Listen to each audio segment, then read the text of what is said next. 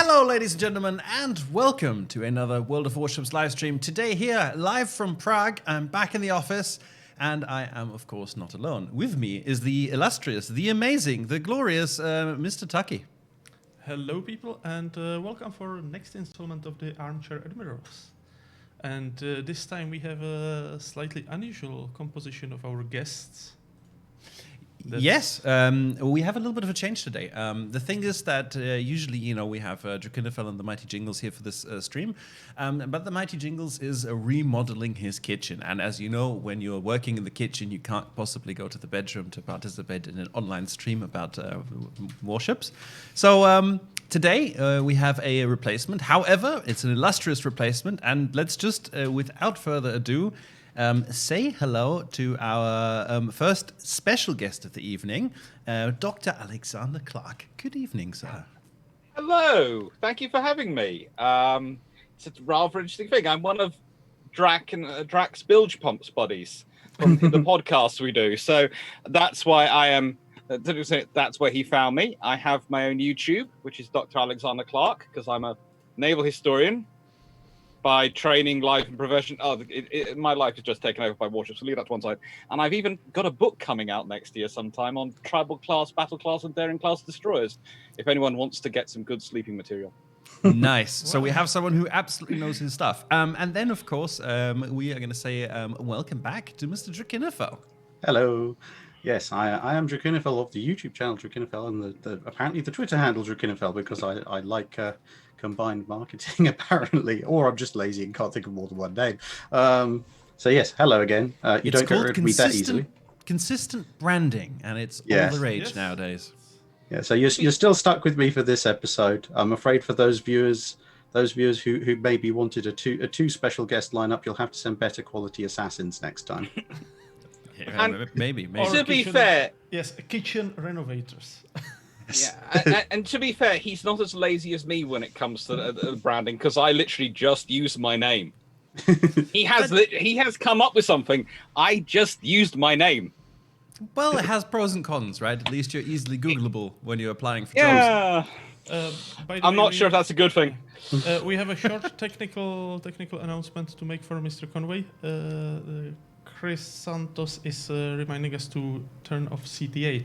Yes, I did already. It's because I was playing around with some things before the stream and something got stuck a little bit. Look, I want to get one thing out of the way right now. I know that many of you are here because over the past couple of months we've been talking about the return of the mighty Captain Jingles, and I know lots of you would like to get your first Captain Jingles, or for some of you maybe even the second Captain Jingles. And quite fitting, of course, on the day of the return of Captain Jingles, Jingles is fittingly absent, right? However, if you would like to have Captain Jingles back in your life, you can go to the World of Warships premium shop, or just the portal, go to the top right, click on your nickname, and click activate Wargaming code, and you enter the glorious code Jingle All the Way. It will I couldn't resist the reference there. And it will activate a short and easy mission, completable in Commonwealth and UK ships from tiers 2 to 10 to collect 5,000 base XP, and that will give you a second Captain Jingles. So there you go. Captain Jingles out of the way. But we have a topic for today, guys, right? Yes, who that was chosen by the viewers last time. Yes, you guys voted in Twitch chat from the options, but who of our guests would like to give us like a first TLDR of Battle of Moon Sound? I'll give it a go if everyone's happy with that. Yeah, go on. Yeah. Okay, so the Battle of Moon Sound is part of the rather confusingly named Operation Albion, which was run by the Germans. They basically got fed up of hanging around in port, kind of staring at the Grand Fleet over the North Sea, and they realised, well, hang on a minute, there's another country we're at war with who doesn't have a particularly large navy, and we would kind of like to knock 6 bells out of them for a little bit, and that was the Russians. So a good chunk of the High Seas Fleet, in fact, the most modern chunk, the Kaisers and the Königs, with some backup from some of the older ships and one or two of the battle cruisers, all meandered over into the Baltic and decided they were going to start taking portions of what at the time was the Imperial Russian Empire's territories. Part of it is what we now call Estonia, but Estonia didn't exist at that time as an independent country, so the Germans thought it was good for the taking. And you would think, on paper, with multiple modern dreadnought battleships, cruisers, destroyers, submarines, etc., it should be easy pickings, especially considering that the Russians were in the middle of multiple internal revolutions, and the majority of the Baltic Fleet strength was made up of pre-dreadnoughts, and not too many of them at that. They did have a few dreadnoughts of the Gangot class, but they weren't anywhere close to the operational area. And the Russians actually made one heck of a fight of it, surprising the Germans no end, some of which we'll cover as we get into more detail. Definitely. So yeah, the particular Battle of Moon Sound as part of it was there was an island which in English called Moon, but I believe it's pronounced slightly different in the local dialect. Yeah, it has several names. Muhu, Moon. Yeah. Yes. For those of you who don't know where that is, this includes me, because while I usually try and find out a little bit, there's it's surprisingly difficult to find out things about this battle, but I think we'll get into that a bit later as well. But if you see here, this is the Baltic Sea, right? You'll recognize Riga and the Gulf of Riga and the island of Moon is where this entire battle took place. But basically, this was all part of a plan to take Riga, to close off Riga Gulf to the Russian Navy, and hopefully to trap bits of the Russian fleet in the Gulf. That's actually why the presence was so strong, and it was also so strong because the German Navy tried already once in 1915, and that didn't go as planned. That's and it was very much characteristic of the entire World War I in the Baltic, because Baltic is a rather shallow sea, and what does that mean? Well, it means you can't really go much places. Mm-hmm. Yes, it gets iced over quite a lot, and mines are a problem. It means when your ships get very small holes in them, they sink. They actually hit the bottom, and whilst they're still above water, they're not actually going anywhere. Okay, that's actually something I didn't think of. Yeah, it's why there's so many Russian ships end up doing impressions of sea forts during World War I and World War II, because they basically bottom out, but they're still above the water with their hulls, so they become these sort of, you've now got a sea fort, which is probably not the best sea fort, but it's probably better than sinking to the bottom of the ocean. And basically, that's also with the mines, because you cannot really lay mines in deep water because you don't have anywhere to anchor them. But I didn't think the mines was involved in this battle, was it? No, Sorry, Mr. Conway, this is a second terrible joke in 2 days. I feel ashamed. And you can't even see me, so I don't have to feel ashamed for it. Should we have a little bit look at the closer area here? Our awesome art team has prepared a little graphic, so you can have a little look at what the area looked like. Mm-hmm. Yeah, so that there'd already been, before the Battle of Moon Sound, there had been the Battle of the Gulf of Riga, which strongly featured Russian pre-dreadnought that will feature very strongly in the Battle of Moon Sound as well, the Slava. And the Slava, as I said, pre-dreadnought on paper should lose very badly against a dreadnought, let alone two.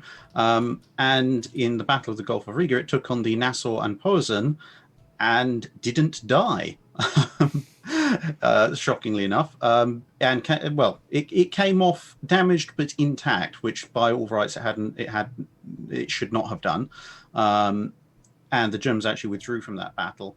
And then for the Battle of Moon Sound, the Germans were trying to advance up Moon Sound. They had, thanks to a Russian destroyer, the Grom, that had gone aground a few days earlier and been captured. They actually had the Russian navigational charts and the charts showing the locations of their minefields, which you can see there on the graphic just above the word moon.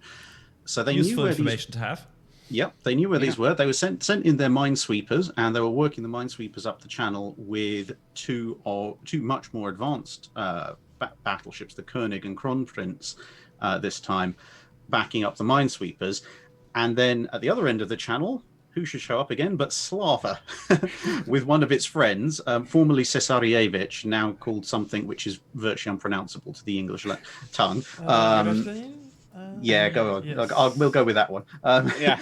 and with an armored cruiser, the Bayan, just following along because why not? And the Russians had been quite cunning because at the Battle of the Gulf of Riga, they had to actually partially flood the Slava to give it a bit of a list to get its guns to elevate high enough so that they could engage the Germans. By the time of the Battle of Moon Sound, they'd actually modified the Slava's turrets so it could, hilariously enough, shoot out up almost 3 kilometers further at maximum range than the two modern German dreadnoughts could.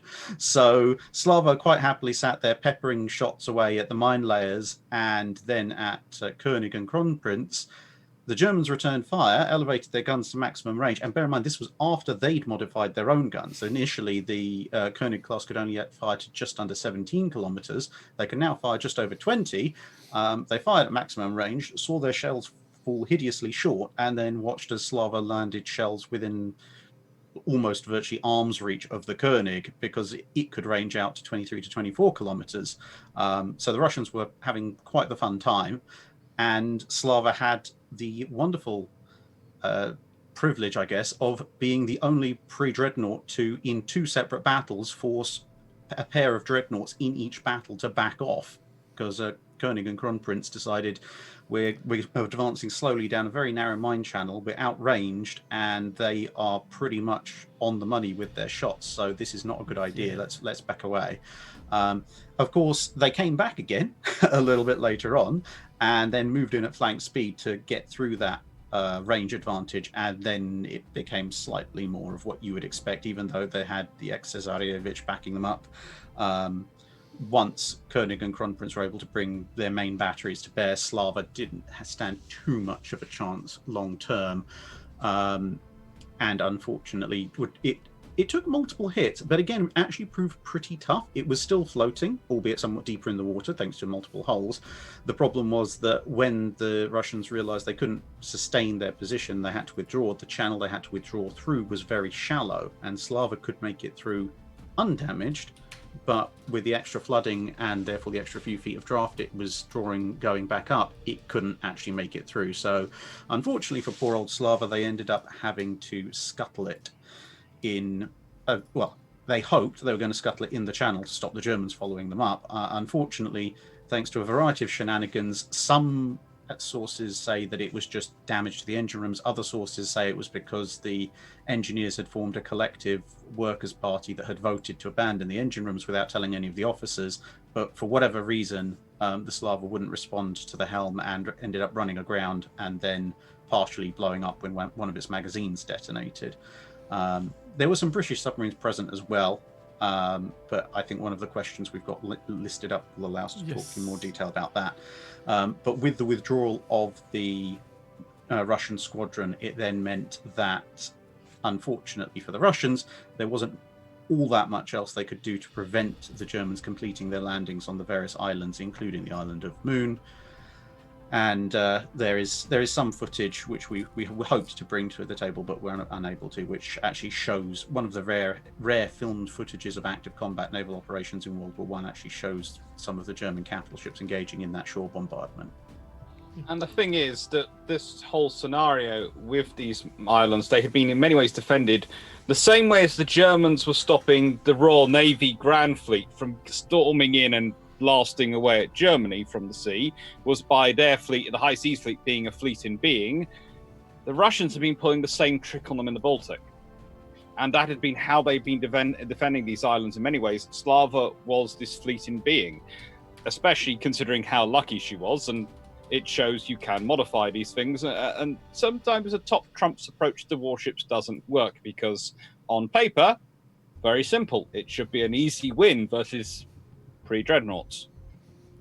The Borodino class were also, let's be honest, historically not that lucky.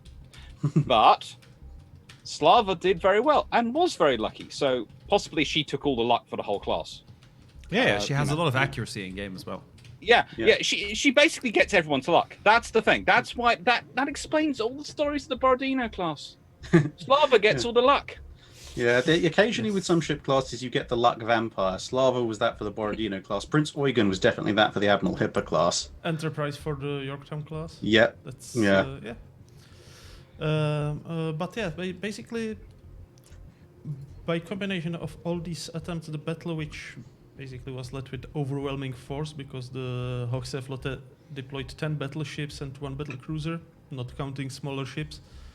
It ended just with bagging 1 destroyer, 1 pre-dreadnought, and 1 submarine, which, given the effort, was not that good. But that was given by the nature of the battlefield. That's Yeah, the Germans didn't have all that much luck in the Baltic, to be honest. I mean, later on, obviously not associated with Albion, but later on in the war, they would actually end up pretty much losing the dreadnought Rhineland simply through running aground and getting stuck, which was an occupational hazard in the area. But I mean, that started already. That started already in 1914 when the cruiser Magdeburg ran aground and was captured, and with it some very valuable code books. Yes. So, Room 40 would like to know the location of these code books. Someone in the chat is saying you should move the microphone a little bit closer to your mouth. Yes, exactly. For because there were lots of people here asking or complaining about the jingle all the way code for Captain Jingles, right? The code does work. It gives you a mission, right? It doesn't just give you another jingles, it gives you a mission. It's an easy mission, but you'll find it in your combat missions tab in game. You're gonna have to just go and like look at it, right? Some people are saying it's not working on Asia. I'm gonna have a quick look if I can figure out what's I'm the issue. already in the system. So. Tuccy is in the system. Tuccy's gonna have a quick look. Well, I'm sure we can figure that out. Cool. Do you guys want to head straight into questions? I think we've got some. We've got. There are some very interesting aspects to the battle, but I know that the reason I didn't mention them in the summary was because I know that some people have asked a lot of questions about them. So. Okay. So the first question of the day. So for those guys who've been with the stream before, right? You know, it sometimes takes me a minute to read out the question because I kind of have to, because it's over there and it's a bit awkward. I have to kind of wait till it appears over here. All right. The first question is from Nicole Levna, who is saying, "Hi, what's the point talking about a World War I battle when the warships that fought in it are not even in the game to begin with?" That was Tucky's pick for the first question because I think he's gonna school you. I mean. In the first place, it was Alexander's pick, but I shall. I've bent it on because I can provide the in-game background. So actually, quite a lot of ships involved in the operation are in-game, especially from the German side. Because even if we just take specific ships, not their classmates, you had basically the entire low tier of the German battleship line, because you had the SMS Kaiser taking part, the König, and the König Albert. You had also a namesake Bayern, but that wasn't the Bayern. And then you had some cruisers, the Karlsruhe and Kolberg, to name a few, and obviously classmates of other. And quite a lot of destroyers, including, again, classmates of several of our in-game representatives, but, for example, directly in-game G101. And on the Russian side, there was for example, cruiser Diana. That's a sister ship of Aurora, and we have it on Tier 2. And the destroyer Izyaslav, Tier 4. So from this, already, this is a very relevant topic for us. And we have a lot of World War I ships in the game, so we want to cover World War I as well. I mean, World War II battles are probably better known and on a grander scale, if we ignore the Jutland. But still, that doesn't mean that like World War I didn't have engagements and didn't have some very specific engagements like this one. But maybe Dr. Clarke can tell us a little bit more about why he picked this question, why he thinks it's important to talk about World War I battles as well. Well, the thing I was thinking about was I do know enough about the game to know that it is focused to an extent on the World War II scenarios and the World War II ships, especially in the higher tiers. But all those things come about because of the experience in World War One. It's the World War One battles which inform what happens in World War Two. It's how they design, and it's arguably experience like this in the Baltic and in World War One, which leads to the Deutschland class, the Panzerschief. So it's this sort of, these battles are actually very, very important if you want to understand what comes about and where it comes about from in World War Two, because World War One is pretty much, prior to World War II, your last big experience of big war, of actual no-holds-barred, peer-on-peer conflict. And therefore, when navies are thinking about what should we be building in the 1920s and 1930s, yes, they're looking at their exercises. Yes, they're looking at what's theoretically possible. But yes, they're also looking a lot at what happened in World War I in all these little battles.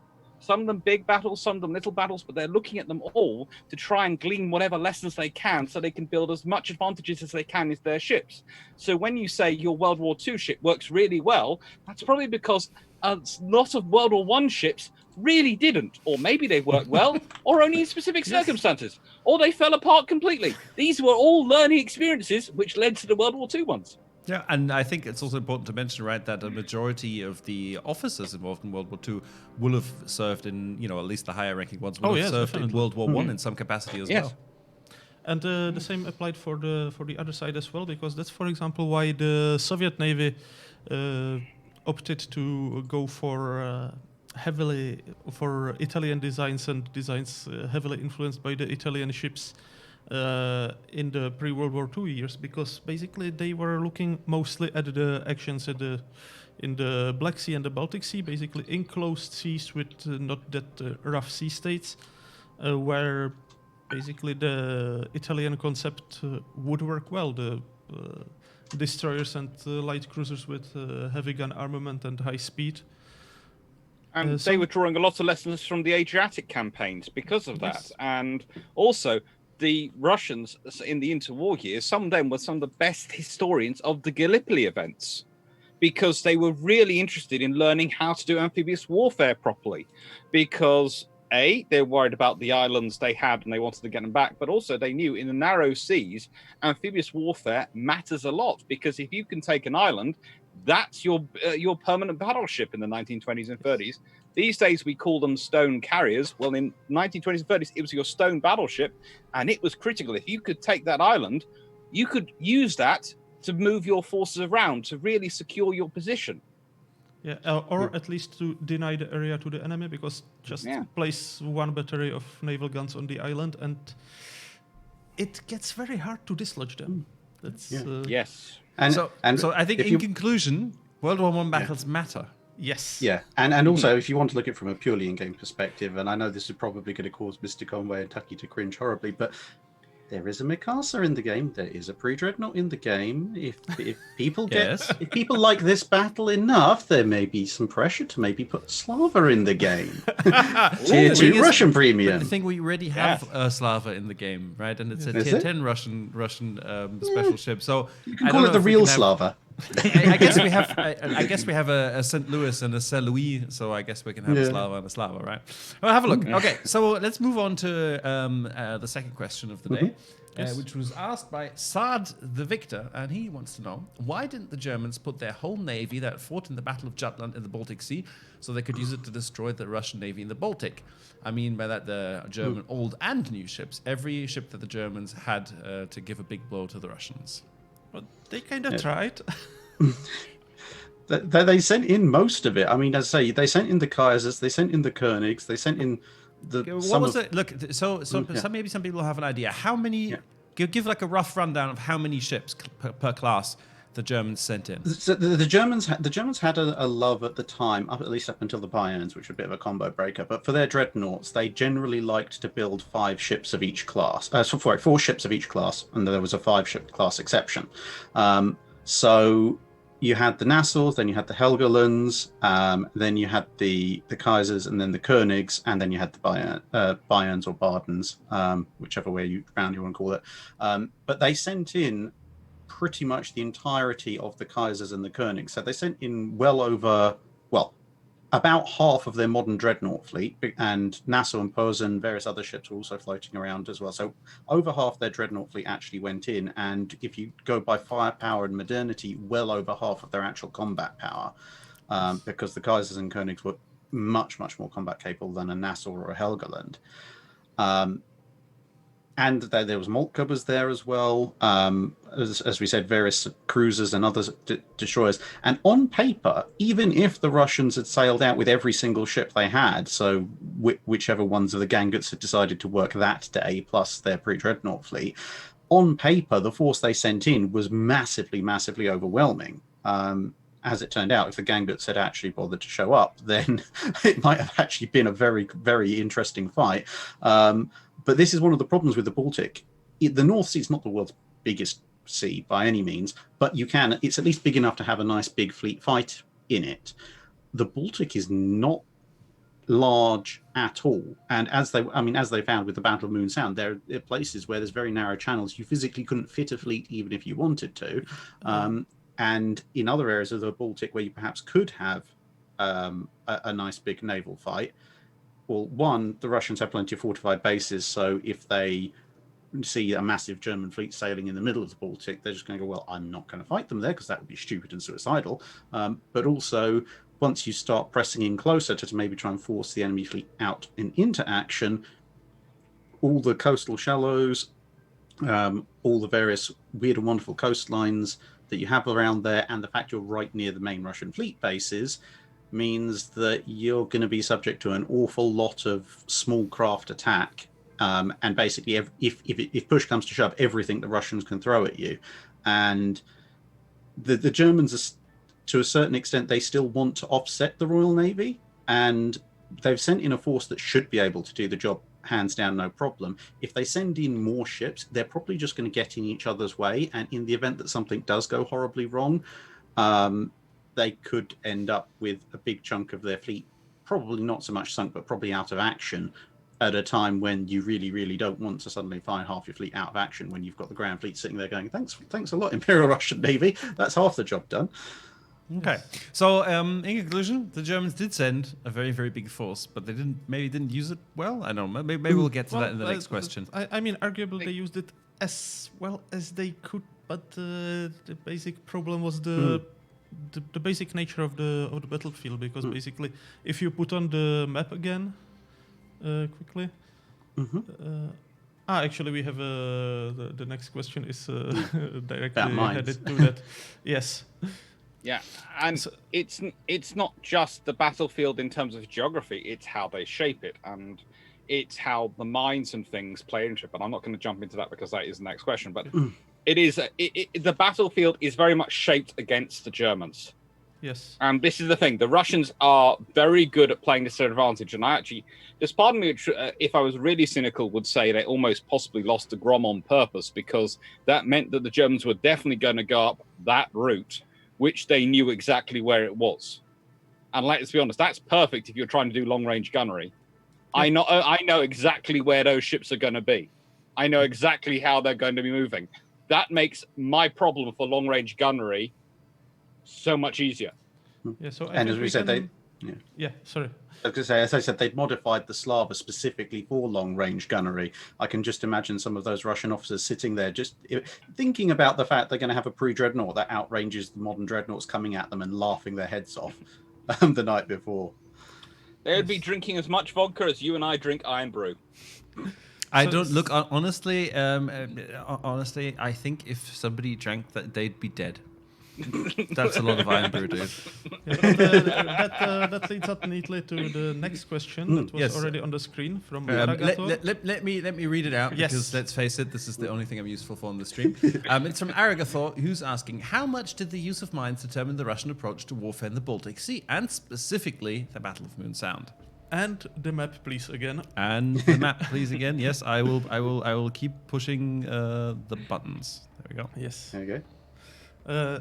So I think from the map it's pretty clear how how it influenced everything, because I mean it also demonstrated the constricted space, because the gap between the Gotland and the mainland is 40-50 kilometers, and the gaps between the islands themselves of the group are like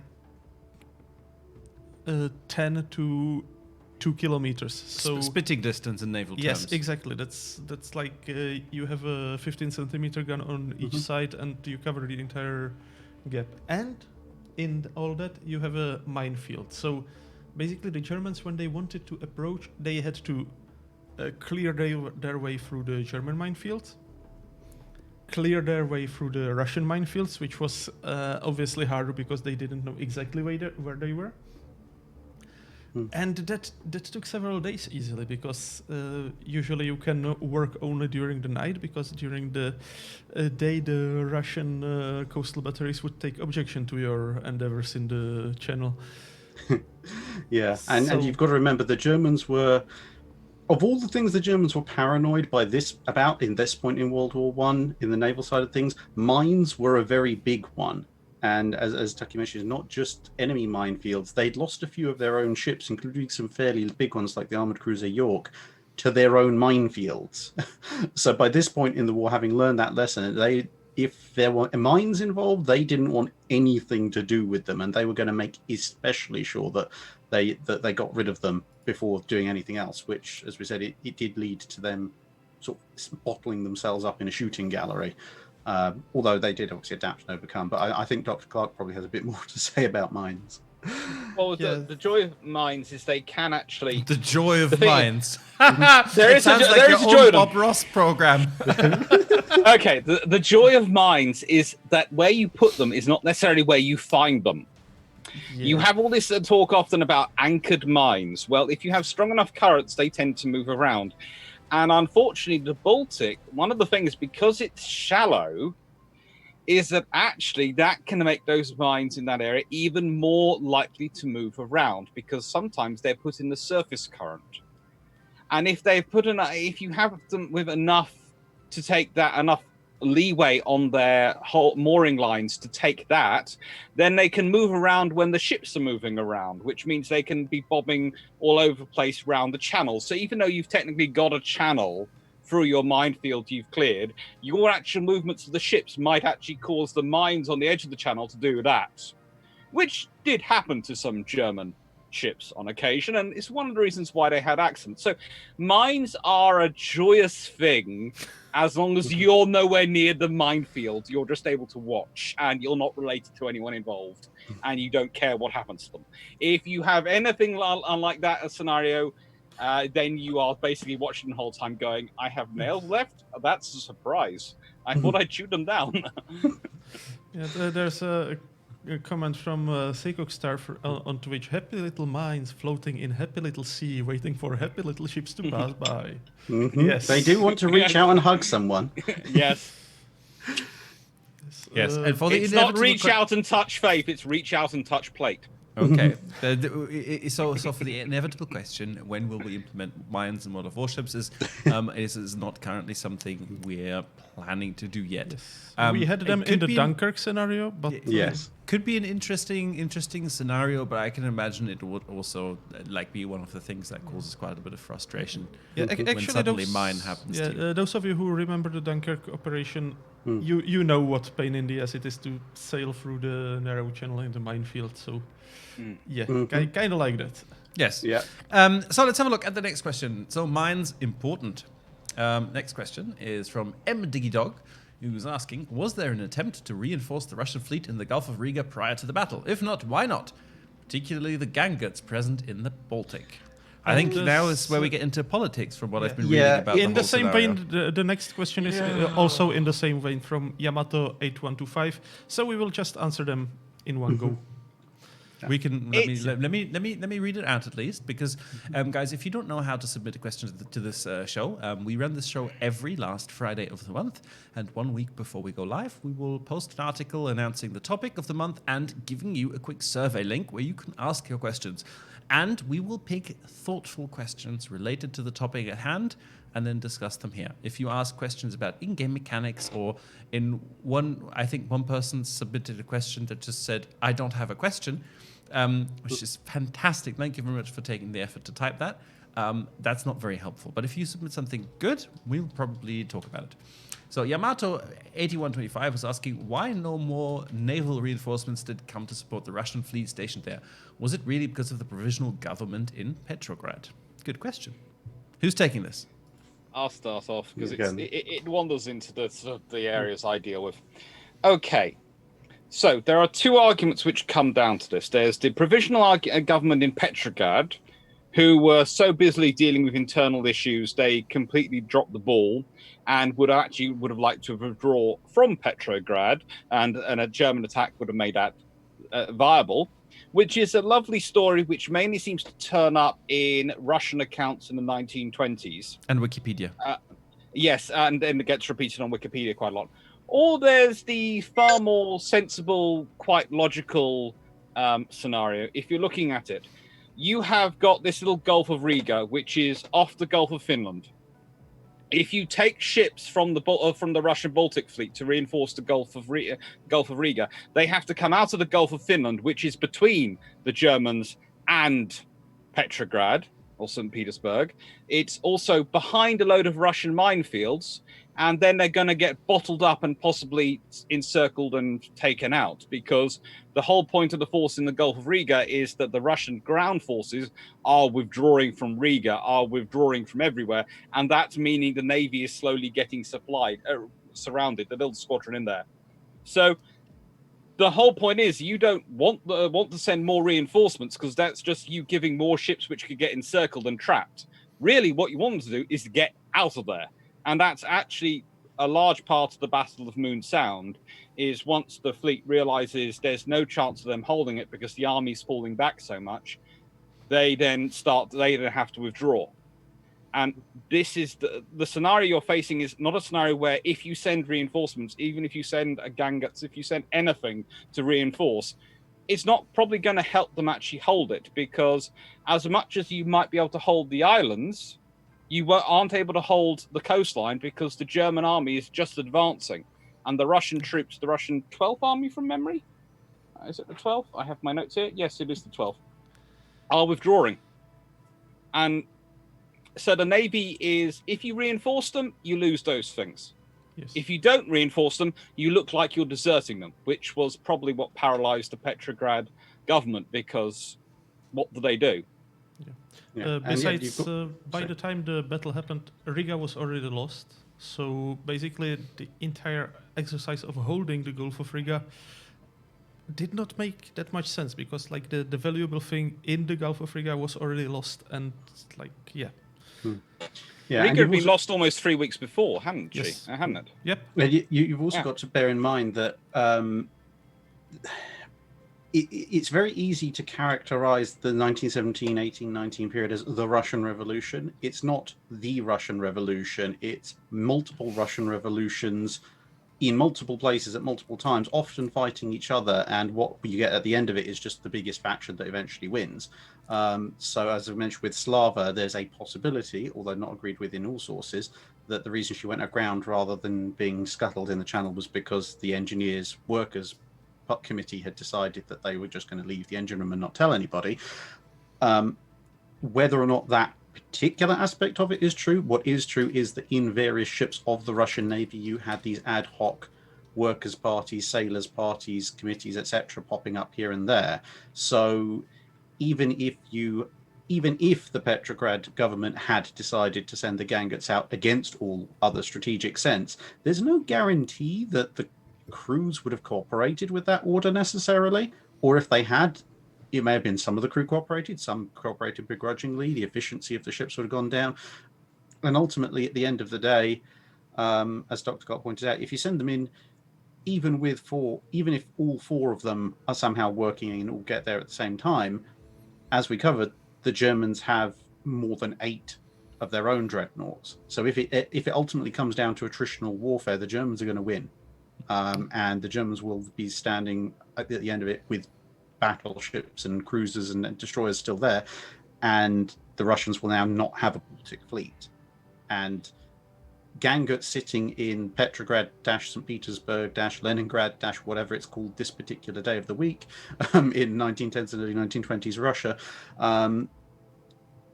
are a threat that the Germans have to take into account. Gangutts that are at the bottom of Moon Sound are something they can just chalk up as a victory and move on.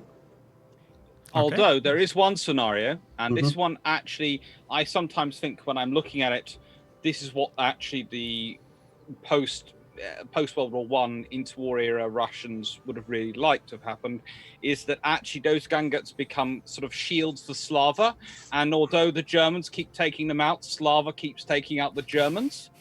And eventually the war of attrition ends, and it's just Slava versus the 2 remaining German dreadnoughts, and they run away.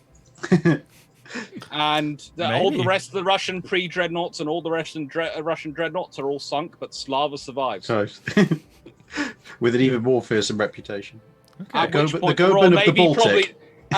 Royal Navy probably start naming a warship Slava. Yeah, because you just done our job for us. Well, it does mean victory, right? So yes, that's the reason, doesn't it? Okay, let's move to our next question, because we do want to get through those so we can talk a little bit to chat about their questions as well. So Wolf's Wet Paws is asking, what equipment for and methods of reconnaissance were available for the Germans and the Russians to utilize at that time? Good question. Since I picked up, I will start, yes. The World War I was very interesting in this sense because you had a lot of experiments and a lot of things being tried, from tethered balloons or even tethered kites, which were kind of a French thing. But I mean, everyone tried them, but I think the French tried the most of it. Because you cannot use balloons over some wind speed. So when the wind is slow, you send out balloon. When the wind is too strong, you send out a guy strapped to a kite. I've seen this in the French Museum of Aviation. It looks terrifying. Like I don't know what they had to do to the guy to climb into the basket. But you also had the airships, which the Germans were using quite a lot. The Zeppelins are known for a reason. And they were used for scouting during this operation as well. They were used for scouting mostly for naval operations because, I mean, their effect in attacking ships would be kind of like the B-17s in the World War II. At the start of the war, everyone thought that it's the bee's knees. Then they found that you cannot really hit anything, but maybe some merchants.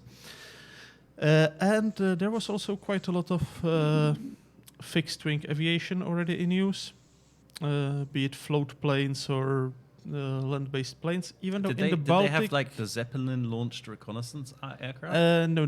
That came. That was Americans between the wars. Okay.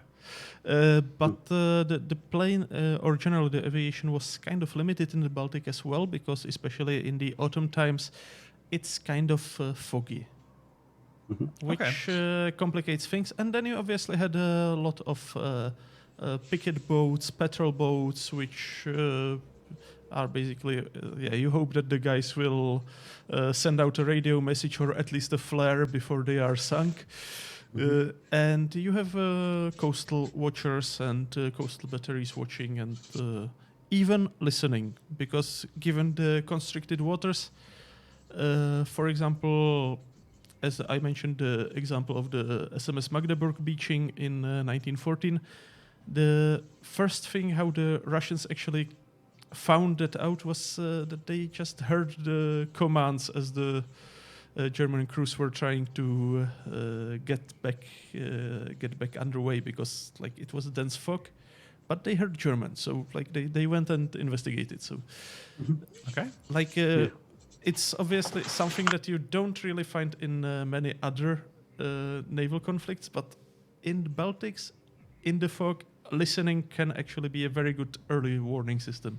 Okay. Yeah. Does anybody have anything to add to this very exhaustive list of methods of reconnaissance? The only 2 things I'd add is that one is, although it's 1917 and Zeppelins are having quite a hard time of it on the Western Front, the Russians do not possess anywhere near the number or the quality of fighter aircraft or anti-aircraft defenses that are present over the Western Front or even over various reaction airfields in southern England, which means that the Zeppelin reconnaissance can be a lot more effective than you might otherwise imagine, given the time period in the more classic ways of thinking, what sort of the heyday of the Zeppelin.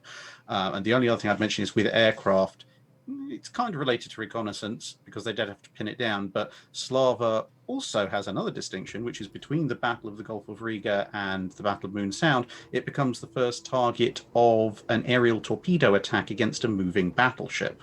The Germans get so fed up with this thing, they actually try and do a torpedo strike on it while it's off chasing some German cruisers. It doesn't quite work because ultimately 1917 torpedo bombers aren't all that much to write home about, but it is technically the first aerial torpedo attack on a moving naval target. So yeah, lucky it had a first and was still lucky even then. Yeah. But okay, I didn't actually know this, so that's a nice thing to add. I heard about that. I actually had to check that, but it is in Stephen McLaughlin's Russian and Soviet Battleships, which is probably one of the best resources in, at least in the English language, for histories of those ships. Okay, cool. So let's move on to the next question, which is from Ellen Venin1, who is one of those people who I recognize for frequently sending in quality questions. So thank you very much. Did the British do all they could have done to help the Russians? Well, okay. I'll quickly get in there. I'll quickly get in there before Dr. Clarke does. They did send in. They did have a few submarines present. Yes, the very imaginatively named C-25, C-26, and wait for it, C-27. Yeah. Wow, what a surprise! I mean, I know it technically predates it, but I do kind of have a giggle whenever I read the HMS C4. But yes, they have some submarines there. There's also an E-class submarine floating around, although that doesn't take part in the Battle of Moon Sound. And this was actually one of the bits which I want to bring up in detail, because those submarines actually have one of them, C-27, has a very interesting experience because it goes hunting for the German ships. It hears the German ships. It pops up thinking, I'll have a free shot at some German battleships. It finds the König pretty much dead to rights in front of it. Unfortunately, the König is only 300 meters away from it. So they're just like, this could go very badly for us any moment now. Quickly snap fire the 2 torpedoes they've got loaded, disappear under the waves again, quickly trying to reload, and miss. Unfortunately for them, very fortunately for König, but in the middle of trying to get away from what they're sure is going to be an imminent depth charge attack, they actually get their depth calculations and balance wrong and pop up to the surface in the middle of the German fleet. Now really panicking, except they pop up, I think they're between I know they're in front of Kolberg, the cruiser, and I think they're behind Kronprinz. And they basically pop up almost exactly between them, and so they can't shoot. Yeah. And they're in such perfect parade formation. Kolberg's captain looks at it and goes, "Oh, it must be one of ours." Because why else would a submarine surface in perfect parade formation in the middle of our column? And he writes later on that he was pretty sure that this submarine must be a U-boat that was about to get run over by one or the others and had popped up to sort of say, "Hi, I'm here, please don't run me over." That lasts about as long as it takes König to signal to the rest of the fleet, "Hey, someone just shot at me with a pair of torpedoes." And everyone's like, "Hang on a minute." And then everyone's like, "Unfortunately, you're too close for us to depress our guns to shoot at you." So whilst they're frantically calling in some lighter ships with depth charges, the C-27 quietly slips below the waves again and runs away. They eventually find a sort of civilian ship that the Germans have pressed into service, and they put a couple of torpedoes into that, but they don't manage to sink it. And then get a bunch of depth charges for their trouble. But that's most of the story of the Royal Navy submarine effort. Although there were a few adventures from some of the other subs, and I'm sure Dr. Clarke has some more to say on that. Yes, so Dr. Clarke, 3 submarines from the whole British fleet. This seems a little bit paltry. What go on? There's 2 levels you can go for. What's the reasonable level of support they can send? what's the minimum level of support they can send, and what would be the extreme level of support they could send. The extreme level would have been, of course, to go with Admiral Fisher's Baltic plan from about 1915, and charge the whole Royal Navy with courageous, glorious, and furious at the front through the Denmark Straits into the Baltic and go, "Hello, we're here," and watch the Germans go, "Oh, sugar, you're not supposed to get there." That's the theory. Minefields might have actually interfered with that idea, but Fisher had his dreams. So let's consider reasonable versus minimum. In many ways, you can say the submarine effort was the minimum the British could send. And the reason they were sending the minimum was because they were worried about exactly what was going on in Russia, what they were going to send their way, what they were going to be dealing with Russia as the war went on. Because Russia was never considered the most stable nation at this period, especially not during World War I. There was also the trouble of getting them supplies and getting them things through to there.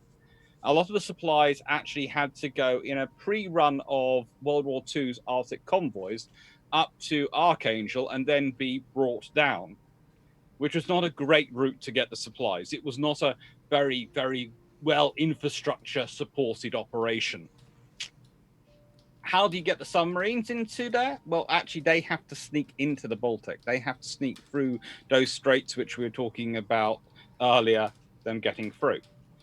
However, the reason I say the submarines were the minimum response is because there is something more the British could have done. The British, and especially the Royal Navy, which did have the Royal Naval Air Service, which was one of the largest air forces in the world at the time. There was the Royal Flying Corps, which was at one point the largest air force in the world. There was generally a competition between it and the French Air Force over which one was bigger. And then there was the Royal Naval Air Service, which was usually vying for third or second position, depending on how many aircraft the French had lost that week by this point. You could therefore have made the Russian position a lot easier if you had managed to send some Royal Naval Air Service aircraft. Again, you still have to be supplying them, but if you had been able to send some aircraft out there to back up the submarines, yes, it would still be very much a light forces effort, but it would be very helpful to the Russians. It would have been very helpful to them in terms of their operational abilities and their ability to deal with German reconnaissance, but also conduct their own reconnaissance. As you pointed out earlier, there was a lot of fog and there are a lot of issues in the Baltic, but still having aerial reconnaissance and having some fighters so you can limit the impact of Zeppelins when they are actually having a good time here would have been very, very useful. So the unreasonable super support would, of course, been Admiral Fisher's plan, but going down from that, the more reasonable support the British could have done more than they were doing would be send a few squadrons of aircraft, probably 2 or 3. Yeah, and you've got to bear in mind that the supporting the ships in the Baltic was a significant problem for the Royal Navy. In fact, of the submarines were listed, pretty much all of them never make it back, because as the land campaign collapses, the friendly ports where they're supposed to be operating from all go away, and then all of a sudden they can't refuel, they can't restock, they can't resupply. They can't repair even, because if they've got a minor technical issue to fix, it's not really on an early submarine. You don't really want to just be floating around in the middle of the ocean trying to fix it, and so they actually end up having to pretty much scuttle them all, and the crews make their way back to the UK over land, because it's no longer viable to try and sail them through a much larger German-controlled section of the Baltic, even assuming that they're still vaguely operational, which a lot of them at that point aren't. So any other surface warships that they sent in would have probably ended up in the same situation one way or another, because the Baltic's one of those wonderful areas, because it's so confined, you can, in theory, win an awful lot of the naval conflicts and still lose, because if the armies on land just take all the land and the ports, you're a bit stuck. Really, though, we must have put the fault of this, or the fault of all this, though, at BT's door, because if BT had given better information to Jellicoe, Jellicoe could have won the Battle of Jutland. Then the British could have fought through Denmark Straits and then resupplied Russia. And the Germans would have had fewer ships to start with. See, really, it all goes back to BT, and then from there goes to his flag lieutenant Seymour, who doesn't do the communications properly. So, really, Russia should blame Seymour. Yes, this is, Russia should blame Seymour and Beatty. This is something I support wholeheartedly. Okay. Okay. That sounds like a plan. Yes, I see there is a hashtag in the Twitch chat already. Hashtag it's all Beatty's fault. Hashtag blame Beatty. Oh, I think that Yeah. can be today's raid hashtag. I support this hashtag so completely. Excellent. Next question was from Barkham Squirrel, who's asking, was there naval support fire for the ground forces by any of the sides in the Baltic region? Did they shoot at people on the ground? Yes, Yeah. The the answer is Germans, yes, probably yes, vigorously. right? the A German lot. dreadnoughts really had a fun time with that. To be honest, in some ways, some of the shore bombardment operations were a little bit underwhelming. There is footage of some of that, but at the same time, with a lot of the Russian troops, as we've mentioned before, because of the political shenanigans that are going on at the time, the morale of the Russian troops is not that high.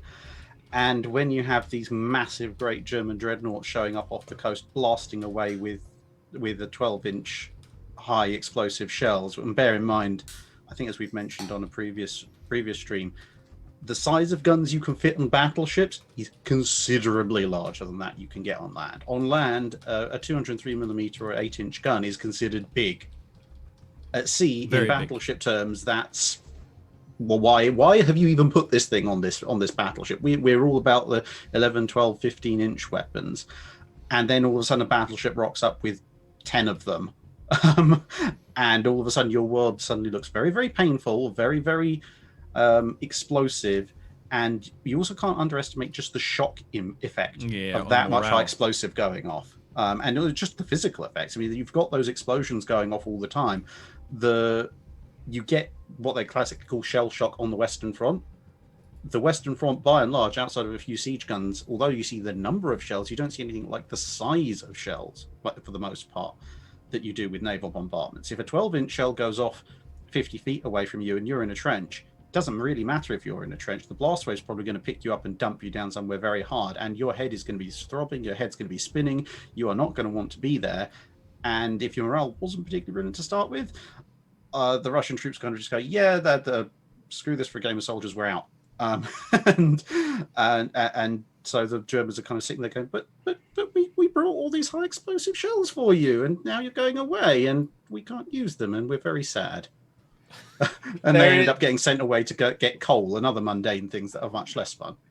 The classic quote I sometimes use, and I will give this quote under two provisos. One, I've only ever seen it in one source, and two, that source was a personal autobiography which was self-published of an artillery officer in World War One.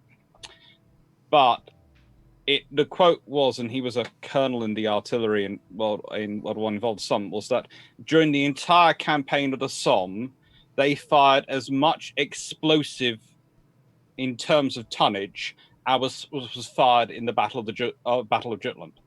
So in the Battle of Jutland, the total quantity of explosive fired was the same as the Battle of the Somme. Now, he was making this point in his whole book about how badly artillery was being treated in interwar periods. So I take it with a pinch of salt, but that is actually not that. I don't think it'll be that far apart, because the sheer size of shells being used by the navies and being involved, you can easily see it getting up quite close to probably that figure because of the differences. For those who don't know the Battle of the Somme, it went on for a rather long time, right? Yeah, I was going to say, it's hundreds of artillery pieces over weeks of combat. The Battle of Jutland is a couple of major clashes and some minor ones over the course of about a day. Although it did take a few weeks for Drac to organize to do his very excellent account of the Battle of Jutland. I do highly recommend listening to that. Yeah, in general, guys, if you don't know this, both these gentlemen have rather excellent YouTube channels, Twitter handles, and you can find them under the handles helpfully written below their name, right? If you just Google AC Naval History, or just indeed Dr. Alexander Clarke, you will find his channel. And the same goes for Drachinifel. You should definitely subscribe to them. They will teach you a lot about naval history and the advantages of the t-shirts do get worse. T-shirt, yeah, trust me, the t-shirts get worse. That's a good This t-shirt. is one of my most sensible t-shirts. It's very sensible.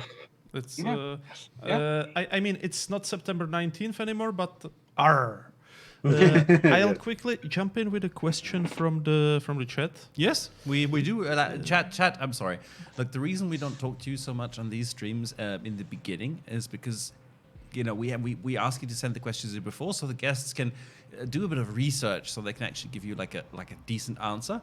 That just means sometimes we have to like make your questions wait a bit. But yeah, go. Yeah. So Sarah Donald 79. Hi guys, how are you doing? I have a question. How many losses of ships on each side?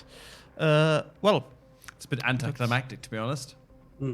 Yes, given all this firepower arrayed on especially on the German side, but I mean the Russians also like 2 battleships, 2 armored cruisers. Well, according to Wikipedia, the Russians lost 1 pre-dreadnought sunk, 1 destroyer sunk, 1 submarine sunk, and the Germans lost 2 torpedo boats. Yeah, but I think there was still a lot of additional damage, though, probably 7 minesweepers and some smaller boats. If only we knew a reputable doctor who could fix this Wikipedia article. Yes. Now, I have to say I like Wikipedia because it allows a lot of young historians who haven't got anywhere else to publish to start their research and their publishing skills and get them together.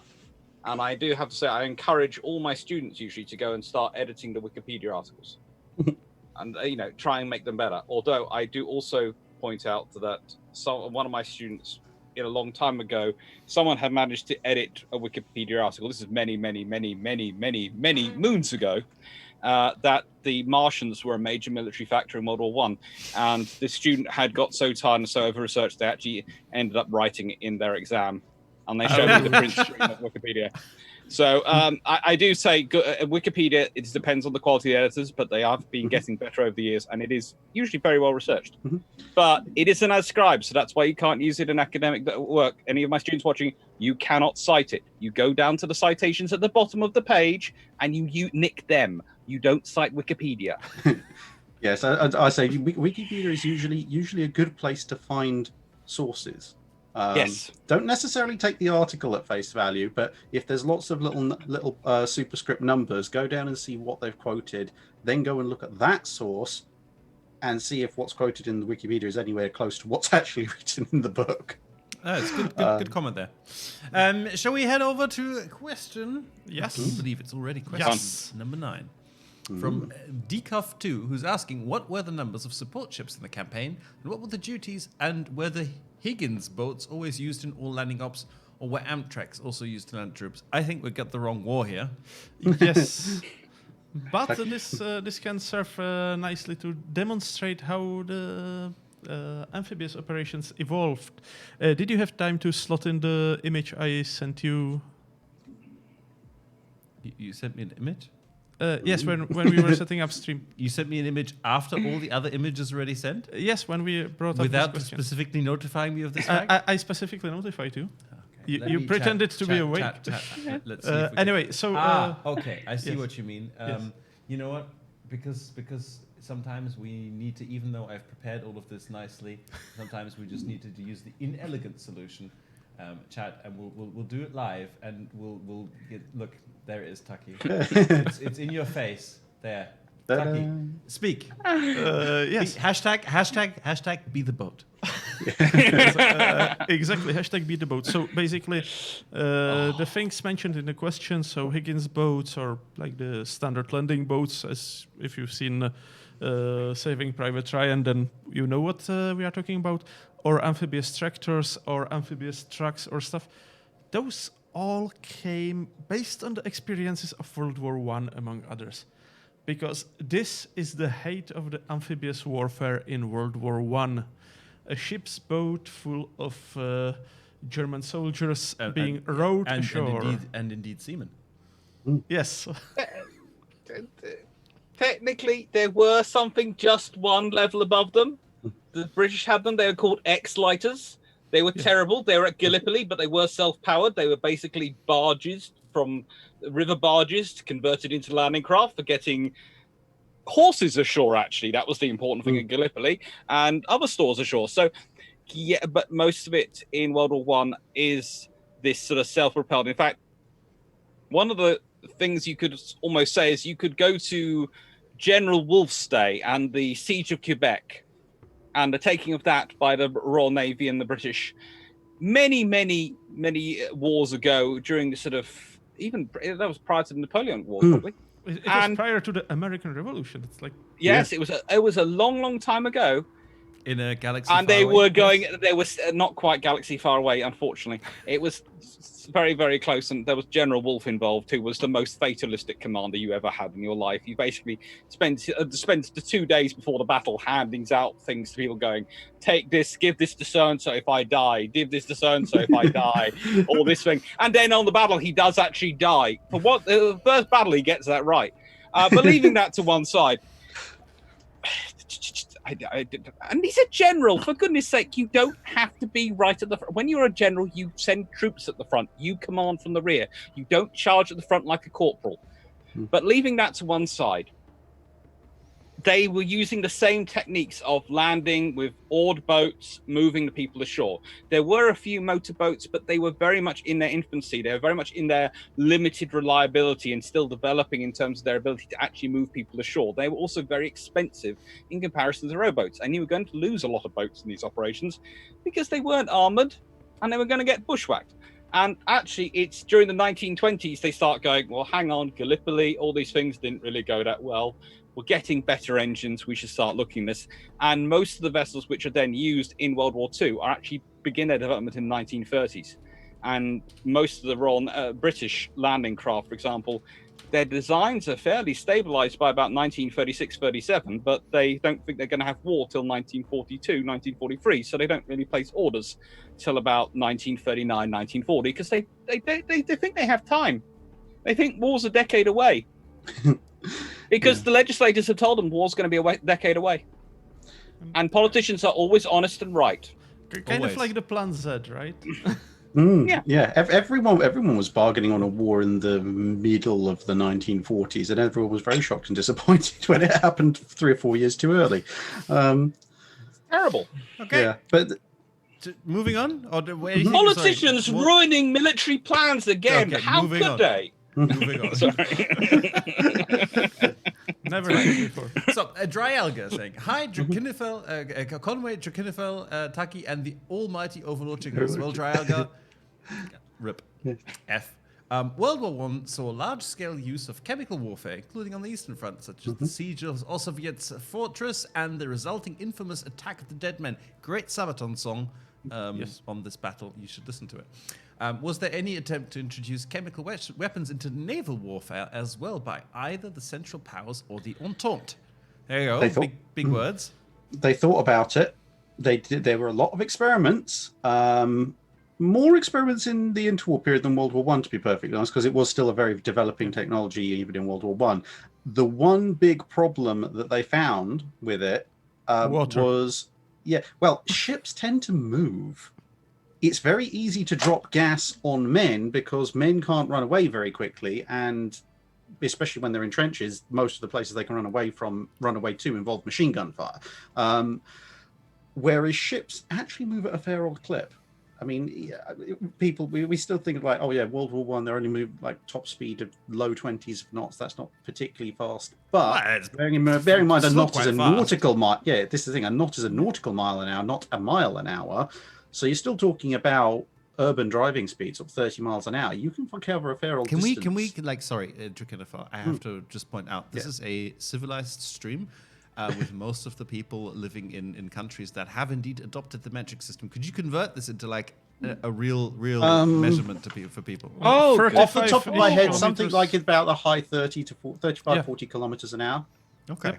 So a lot faster than the gas cloud would drift unless there's a lot of wind going in conveniently exactly the right direction. And also you've got to bear in mind that ships have doors. They have doors and portholes, and when they're at sea, they have to be relatively watertight. Otherwise, bad things tend to happen, which not entirely, but almost pretty much translates to airtight.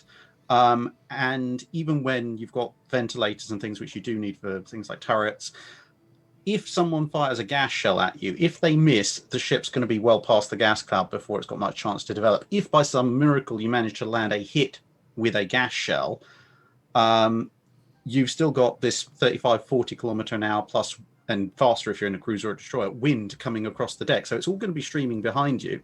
And it's a gas shell. It's not going to have done an awful lot of other damage. And no one's out on deck anyway in the middle of a battle, because that's an easy way to get yourself killed. So at best, you have a slightly toxic, rather interesting looking tail coming off of the ship, when that could have been an armor-piercing shell that might have blown up a magazine or something. So it's not really the world's most practical of weapons. I mean, to be honest, even going further, I mean, it's technically science fiction, but if you go back even to the late 19th century with H.G. Wells and War of the Worlds, he actually even makes a point there when the Martians try and use the black smoke on the Thunderchild, which has been lethal up until this point. Thunderchild's like, yeah, great, I've sailed through it. I presume that stuff back there was supposed to do something to me. And then later in World War II, the French try to put gas cartridges in some of their shells, and it ends up blowing up their own guns because... Yeah, that's a completely separate issue, but that's to do with the fact, when you've got a hollow area at the base of your shell, and then you fire a massive explosive charge behind it, it tends to break the shell up. Greatest cause of damage to Richelieu is Richelieu. And actually, the biggest problem also with gas shells is that with normal shells, when they hit water, all these things, they do tend to blow up at some point. Quite a lot of them, and therefore allow you to mark their fall of shot a lot easier. A gas shell, if it hits water, will fizzle. Which, yes, there'll be a small splash, but in a battle, there's going to be a lot of moving of waters, lots of ships, a lot of churning of water anyway. So it's probably not going to be the sort of splash you're going to actually see. So therefore, you won't be able to mark your fall of shot. So how will you be able to correct it? Basically, gas shells just create far more problems. Can't you just push than the create Z answers. key to make sure you see where it goes? And the big problem is basically that the HE shell, even if it hits water, it explodes underwater. It still creates some you can still cause some damage by narrow miss, but a gas shell. Basically, by World War I, you didn't really have a distance fuses that would allow you to deploy the gas above the water. So you would have to deploy it after the shell already splashed in the water, and gas underwater doesn't really create a cloud. It just So we conclude it's pretty useless. Don't do it. You missed one there from Ellen Vine 1. Mm-hmm. I did? Yeah. Don't worry, Dr. Clarke will be back. I think he got summoned away. Let me see. No. That one? I haven't got it. Tucky, we're going to have to ad-lib it. You're going to have to just read it. It showed up briefly. So Ellen Vanin It did? 1 is asking, was the victory due to the leadership of the Germans by Vice Admiral Erhard Schmidt, or was it because of the incompetence of the Russian Admiral Mikhail Bakhirev? Yeah, I know Dr. Clarke will want to answer this once he gets back to his seat. But the short version is the Russians didn't do too many things wrong navally.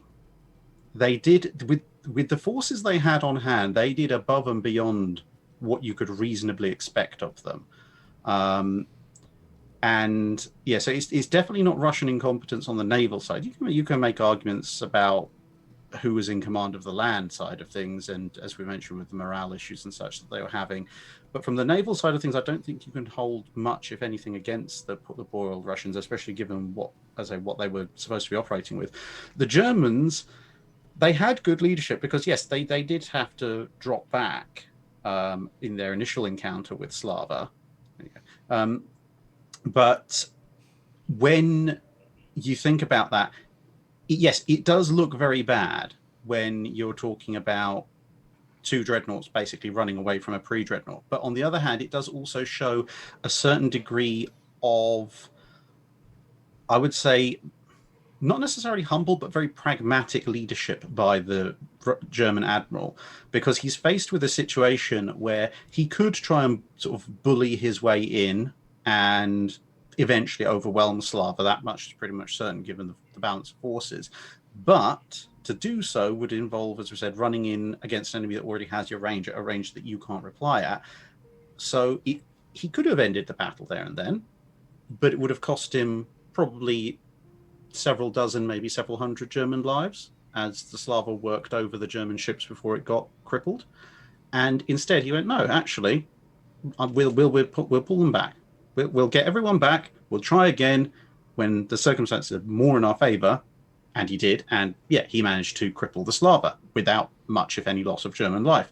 So I think in the overall analysis, although obviously mistakes are always made on both sides in this kind of campaign, both sides actually showed a fair degree of high quality leadership. It's just that if you've got both sides showing a fair degree of high quality leadership and one side has a dozen modern capital ships and the other side has 2 pre-dreadnoughts, inevitably the guy with the dozen modern capital ships is going to win. We have here a quick question for Dr. Clarke from Tuning 3434. Yay! Hello. The better question is, where is the fluffy research assistant? The fluffy research assistant is actually down with my mum watching.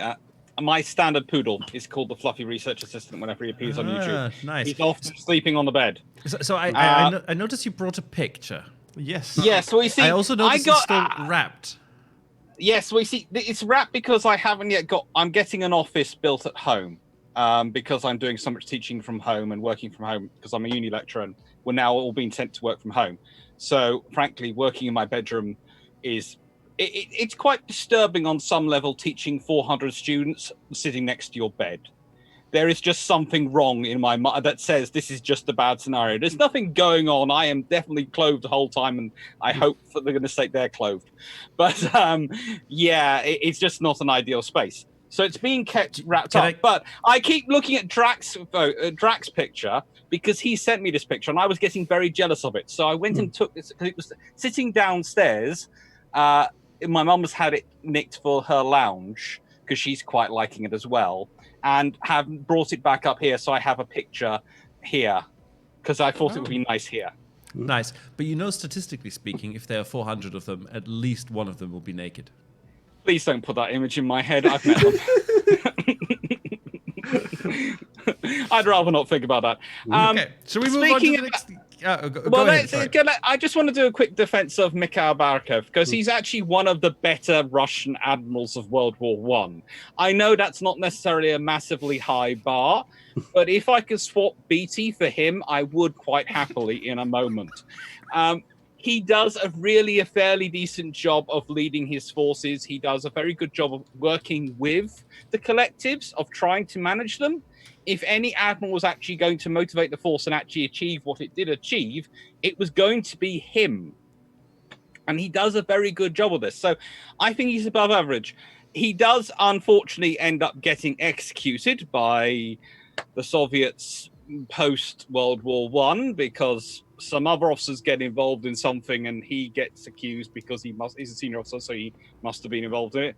But actually, he was a very decent officer and a very, very loyal Russian and did a very, very good job. And in tremendously difficult circumstances, keeping that fleet together, keeping it organized and making it fighting efficient. As we've already spoken about the issues of if they've been trying to reinforce with the rest of the Baltic fleet, you don't know whether the various forces would have actually come to the ships would have actually been happy to come, whether they'd have had whole crews mutiny or all these things. His fleet, they mostly stuck together, they mostly followed his orders, and when they didn't follow his orders, they tended to feel very guilty about it and end up following them anyway because they liked him. Okay.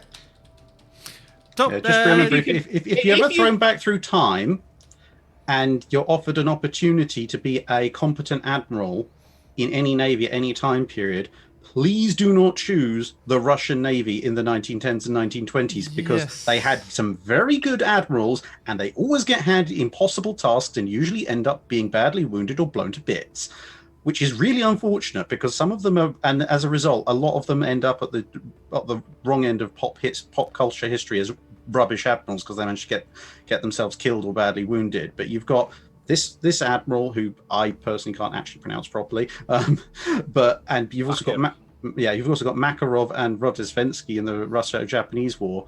all three of them superb examples of very, very above average, verging on, and in some cases brilliant admirals.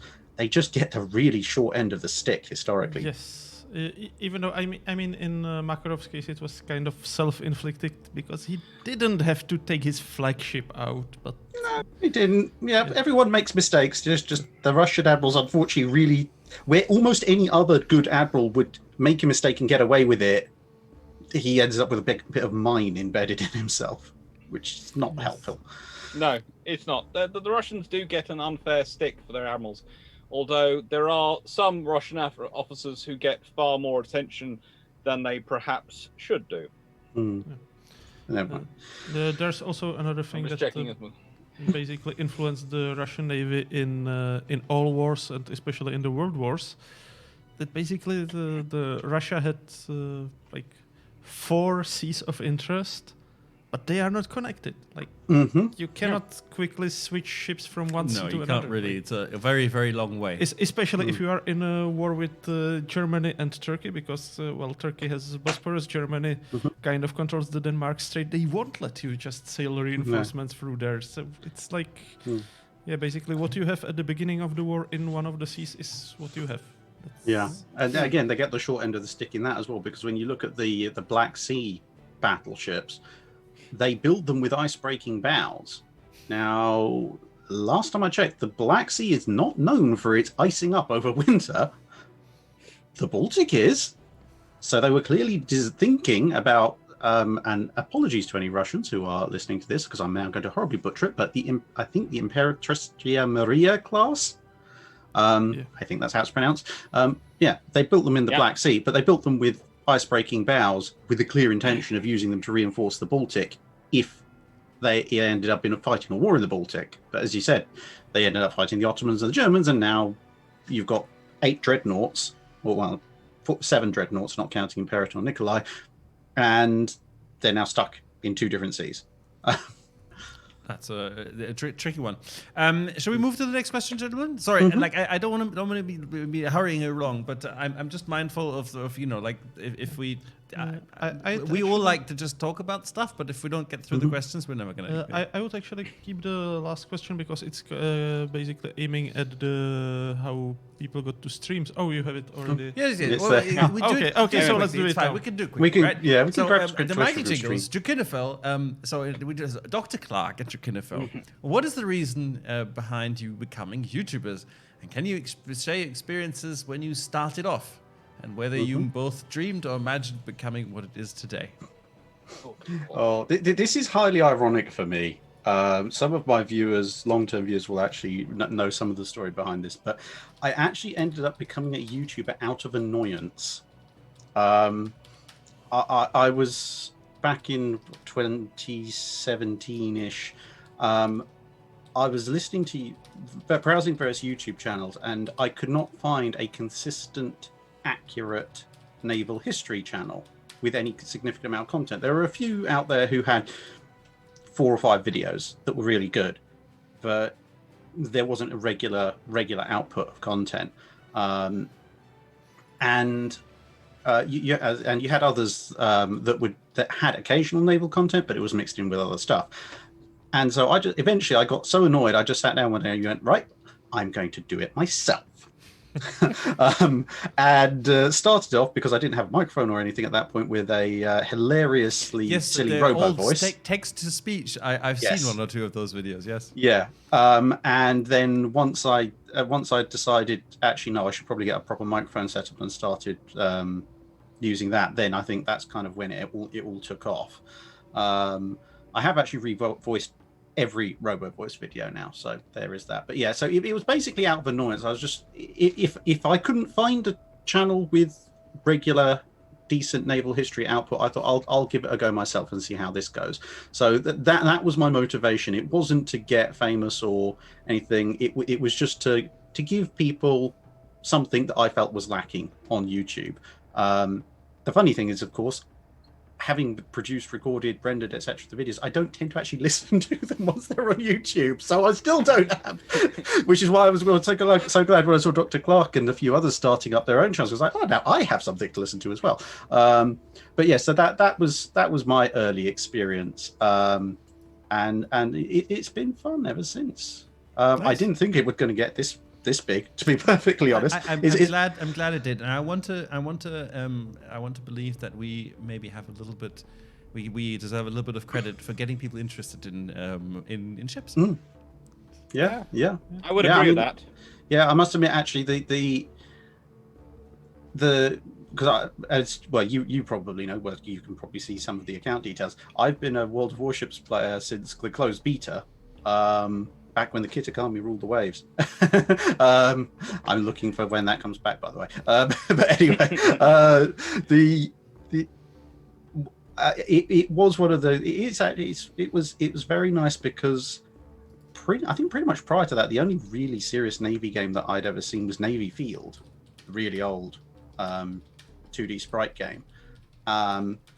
And to be honest, by the time you got to mid-to-high tiers on that game, I was getting so fed up, I'm sick and tired of it, because I like naval games to at least have some resemblance to reality. And if anyone had ever played Navy Field and you were running around with a county-class cruiser that you'd strapped a couple of single 18-inch guns to, or the old armored deck raft with sort of quad 16-inch guns forward on a Lion class and nothing else, tearing around at 40+ knots, that's not, to me, that's not a naval history game. That's inspired by real events in the Hollywood sense of things. Whereas we're not allowed to talk about the Midway movie again, are we? We're not allowed to talk about that. No, look. No. I haven't actually seen it yet. I've scrupulously Save your avoided it eyes, because save your soul. I heard how bad it is, and I know that Mr. Emmerich has a tendency for some really, really cheesy movies. But yes. Yeah, but yeah, no. So World of Warships.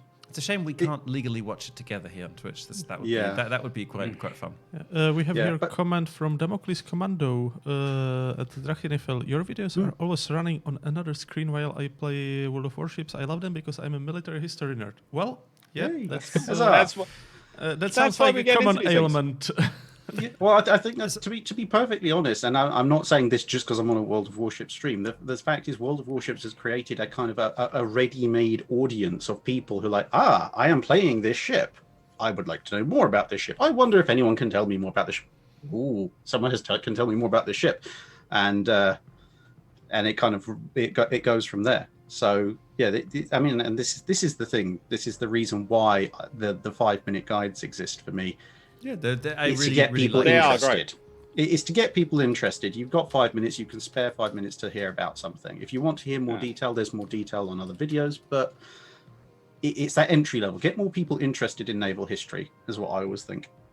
Yeah, before starting to work for Wargaming, I was never really into like modern naval history. I was more like the kind of hornblower, master and commander. That's the kind of stuff that I read. Yeah. Some good stuff there as well. So, Dr. Clarke, would you like, come on, give us, you're starting off on YouTube. If you don't know yet, Dr. Clarke has a YouTube channel. It is not that large yet. It features a lot of Iron Brew. But why are you a professional naval historian then? Because rather like Drac, I got fed up with the quality of stuff I was reading about the 1920s and 30s. It was all World War I, big battles. World War II, all this technology suddenly appears. And my actual PhD thesis, which is at some point going to be published as a book and actually going to be allowed to be read, because it got held up because it annoyed certain people, but leaving that, it's gone through many years ago, now it's going to be actually allowed out, was basically this stunning revelation in academic history at the time when it went through. Pilots weren't important to the design of aircraft, engineers were. Who'd have guessed? Who'd have thought for naval aviation, the important thing would be having a link with the engineers who could design and develop aircraft rather than having control of the pilots? Who would think that was the important thing? But this is my history, and my whole avenue into it has been arguing with people and going, there are some really you are putting these very complicated constructs onto something which is actually very simple and very straightforward. You are trying to make it artificially sound more complicated because that gives you some sort of position of authority. It doesn't. It's actually quite simple. And I was very lucky. I found a professor, Andrew Lambert, who was my PhD supervisor, who really did actually help me put that across and explain that and progress it through. And I started doing things on Twitter many years ago, but I started doing actual Twitter events, live tweeting of historical events as the sort of thing to do, as it was quite fun, and I thought it'd be quite an interesting way of getting some interesting naval history out there. I started with the Battle of the River Plate. I've also done the events of Tsingtao in 1939 and all these things live on Twitter. They were tracked up using TweetDeck, and they were all to live. And I thought, how can I improve these? Well, I add some videos. And once I started doing some videos, people started going, well, where can I go and watch the full video? Okay, well, I started a little YouTube channel, and I put a few videos on there. And it was just when I did these events, I added these videos. And then when lockdown began, I was sitting there going, well, I'm not doing lectures at the moment. And I'd always thought, sort of inspired by watching some of Drac's videos, who, even though I worked with his brother, I didn't actually know Drac at this point. I believe his brother had conducted a conspiracy to keep the two of us apart because he was worried about what would happen to the world. But we'll leave that to one side. I sort of thought, well, I'll give it a go and try and do a live one. And some of the first ones are absolutely horrendous. Some of them have me showing up pictures like this on pieces of paper and all these sort of things. As I was learning to use the software, I was very lucky. Drac started chatting to me. A couple of others have helped me. And I've managed to produce, I think I'm now getting some quite good quality ones coming out, and they're talking about all sorts of things. And I wander into all sorts of areas. I have a patron which suggests topics. I have topics I put in myself, and I take topics which are suggested in the chat in YouTube and in the comments.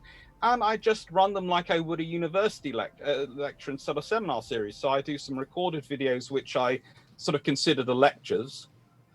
Sort of you'd have, and then I do a live, which is the seminar, where I'm going through some of the content, but I'm also responding to questions in the chat and going through it. And I find it really, really nice. But I do run it like I would a university lecture or seminar. So some people do find it sort of a bit of interesting. So they're going, we're not sort of used to this style. This is a bit different than normal YouTubing style. And I'm going, well, that's my professional training. That's what I am. So that's what I do. And I enjoy it. And I enjoy, and I always encourage other people to do it, because that's the thing, as both me and Drac would say, if you want to improve content, if you want to have the better stuff out there, be the change yourself. To go and do it. And you can. If someone who's as technically limited in terms of YouTube as I was, especially at the beginning, and now sort of getting better, but it's a long process to get there, can do this, you certainly can. And I'd say the other thing, if there was going to be a highlight for me of any of the stuff that I've done, more generally, is being able to talk to and learn from people who have done various aspects of what I talk about, but they've done it as a job or a living for years. So it's like if I did a video a while back about naval boilers. And from that, I got 3 or 4 people got in contact with me who had served their entire life as naval engineers, most of them in the US Navy, one in the Royal Navy. And they were happy to talk and share experiences and things that they've done and comment on some of the more detailed technical aspects. Now, fair enough, I'm an engineer. I kind of live for this kind of stuff. I'll just drink it all in.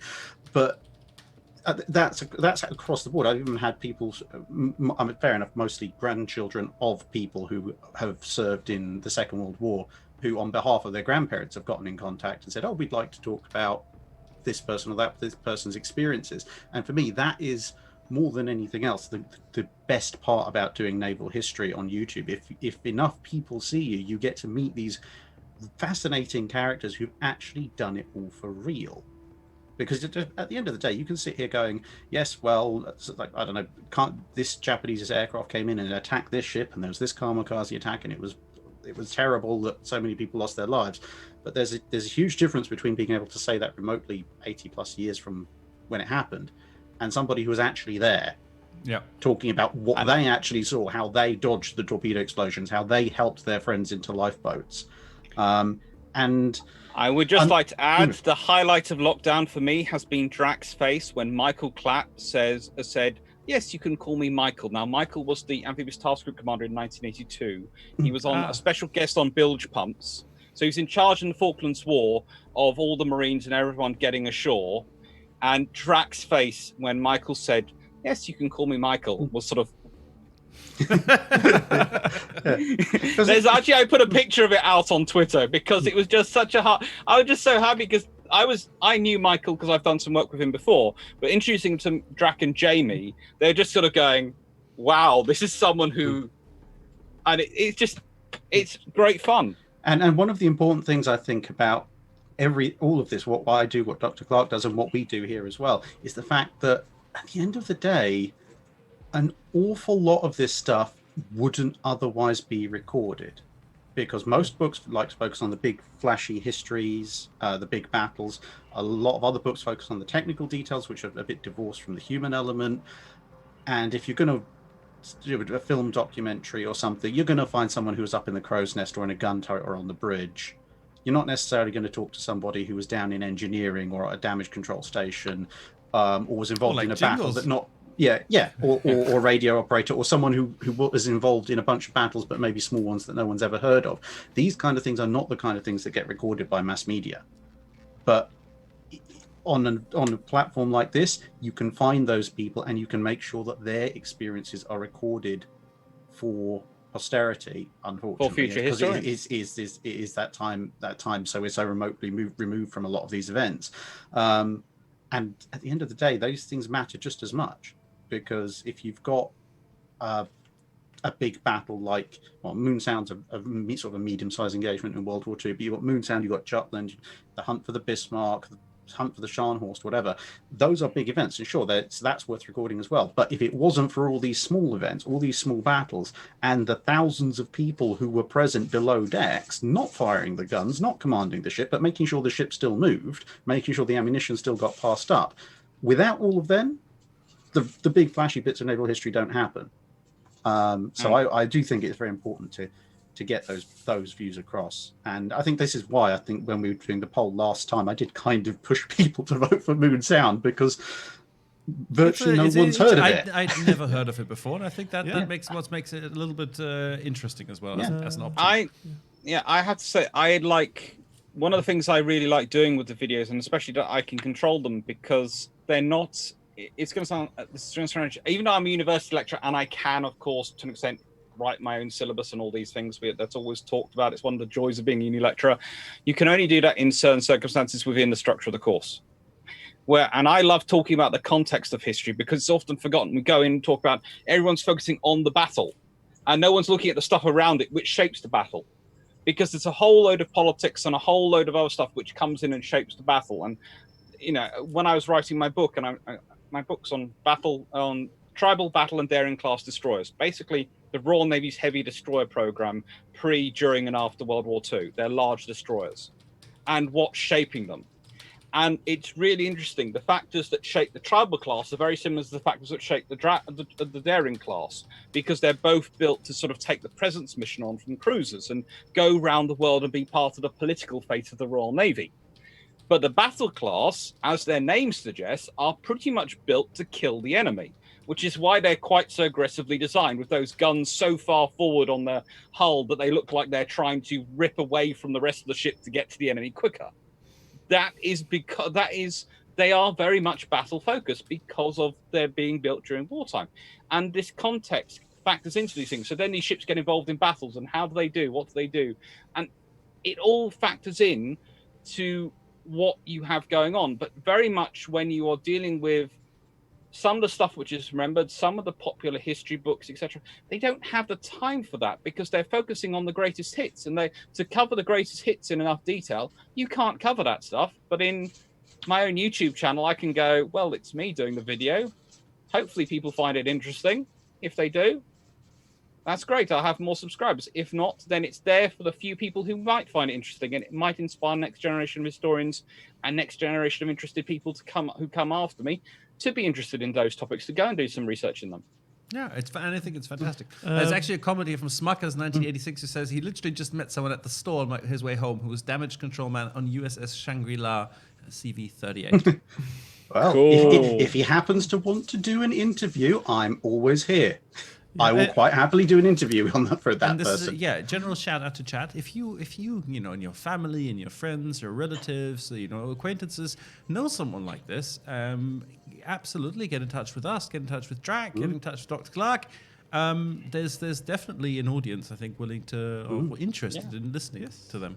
And histories like this are always some time ago I found by complete serendipity on one internet forum, one member basically just did an interview with the commander of the first battalion of Tigers that was sent to Africa, because he met the guy by chance while working in a plastic model store. So anyway, we have here a message from Toby Jack. Hi, Toby. In the beginning, there's a lot of praise, obviously, for both of our today's guests, well-deserved praise, but it ends with a very straight message. Dr. Clarke, get your blooming book out. I have had it on pre-order for 4 months. I'm It's not with sure pen which and book sword. it is. It's all with pen and sword. It's coming. Pen and sword are doing it. It's going through with them. There's been all sorts of fun issues, but it's gone through. It's with pen and sword. It's all there. They have everything. To be fair, I'm getting a lot of people coming up with the same thing. The book is actually, because I have done, it's taken me about 3 years to research and write the book and put it all together. And I started doing tribal class destroyers because I was looking at a guy called Admiral Henderson, who is the most forgotten guy in history, apart from I keep now shouting about him. And he was the 3rd Sea Lord of the Royal Navy from 1933 to 1939. And for those who don't know, the 3rd Sea Lord is in charge of all the ordering and constructing of ships. So everything that's built for the Royal Navy in that period, and pretty much everything that's built afterwards, which is sort of continuations of his orders, are ordered by him. And I always remember the phrase from the My Big Fat Greek Wedding, where the mum goes, the father is the head of the family, but the mother is the neck, and she can point the head whichever way she wants to go. Well, the 3rd Sea Lord is kind of like that. It doesn't matter who's the 1st Sea Lord. They might have their entire own plans for what ships they want to build, but a 3rd Sea Lord can quite quickly point them the way that he wants them to go, in this case. And that's what he does. And I did my PhD thesis was all about sort of the aircraft carriers and the naval aviation and the aircraft built in the period. And these destroyers kept popping up. And then I found that the only book published about them that was decent was from 1957 by a guy called Martin Bryce, and nothing had been done any more recently. So that starts off my book. Nice. And it starts off with the tribals, and then I worked out, well, hang on, there are 2 more classes which come after it. And it's the same concepts the whole way through. It's the same things which are governing their production. So I will do a book about all 3. And We shall be expecting a signed copy at the office. I'll send you the address. I'm good. Thank you. Please do. We have some wares that we can send in return. Yes. That's good. I'll look plush, at them. plush torpedo for the poodle. They love. They're very, very popular pets. Look, we've got 2-3 more questions. I think that we had pre-selected. Should we go through those quickly? This one ended up being a very long one. Yes. But very Sorry about interesting that. actually to get. No, don't be sorry. Good to get some perspective on this. I think it's very interesting to. Where's the question? It's gone into the void. Okay, that's probably the question that was missing earlier. Sorry? Wait, this question is also missing. Was that the last question? Might be. That was the last from the 10 questions. Okay, but, guys. So we still have it appears some... that was the last question. It's just that I had more buttons than I had questions. Yeah. And fine. But we still have some questions that didn't get into the ordering. Well, I think we should give. What about we take some from chat? Yes. So, Chad, now is the time. Yeah. The time has come. Here's, for example, from Vassal45, World of Warships. Will you agree that a lot of documentaries are focusing on big navies, but Royal Navy had ships from other allied navies, but no documentary about them? I mean, maybe these 2 upstanding gentlemen might fix it. Yeah. With time. I have done a video on what I call the minor navies of World War II, which is kind of it's a kind of a speed summary of what the Polish, Dutch, Norwegian, etc., navies in exile ended up doing. So I have done a little bit on it. I do definitely want to do more. One of the big problems I think with trying to cover it is certainly in English, is that because they are smaller navies, an awful lot gets written about the big navies, and it's incredibly difficult to find anything decent in English on these smaller navies. A lot of the best sources about, let's say, the Polish Navy, for example, are in Polish. And with the best will of the world, it's not the easiest language to read if you're not a native. At least with German, it's vaguely related to English, so I can make some sense of what they're going on about, as long as it's not one of those. I don't know what it is about early 20th century German books and the fact they write everything in Gothic font. Oh yes. That just it's not the German that's the trouble, it's the Gothic font. Yeah, it's like if you had it in plain English, plain like Times New Roman. Yes, if it was in plain English, it would definitely be. Yeah, if it was plain English, plain English would be easy. But yeah, the Gothic font doesn't help. But I mean, to be honest, I think this is one of the other things that I like about where my channel is at the moment. Certainly, is that I'm now getting people who are coming to me and saying, "Look, I am from Poland, the Netherlands, etc., etc. I can tell you, I can translate these books that were around. I mean, the video I did earlier this month about the bombardment of Ancona. Good luck finding decent sources about that and the Austro-Hungarian Navy in English. There's like one or two, and usually they're out of print and they go for ridiculous money. But I was lucky to have somebody from Hungary who spoke Hungarian and was able to translate out a bunch of the Hungarian sources to give a whole load of very interesting information about that. And I definitely want to cover more about the smaller navies, because they often have some very, very interesting stories. That, well, one, they're just as interesting. They show just as much bravery as any of the larger navies encounters, and two, they're actually all the more interesting for the fact no one's ever heard of them before. I have to admit, I similarly support that one. It's one of the things is actually I have a book around here which has some excellent quotes about the Polish Navy from a Royal Navy officer who served alongside them. And now, of course, I can't find the book when I was actually reading it before this video. Maybe it's behind the Iron Brew. It could well be behind the Iron Brew. It could well be behind the Iron Brew. Is that it? Yes, that is. This one is a book written called And So to Battle. It was self-published by a guy called Basil Jones, who was commander of 10th Flotilla, or the Fighting 10th in World War II. I've just done a bit about one of the battles he was involved in, which was the Battle of Ashantor, which took place during D-Day. Well, not long after D-Day, and was basically the Royal Navy fighting off German destroyers from getting to the invasion forces.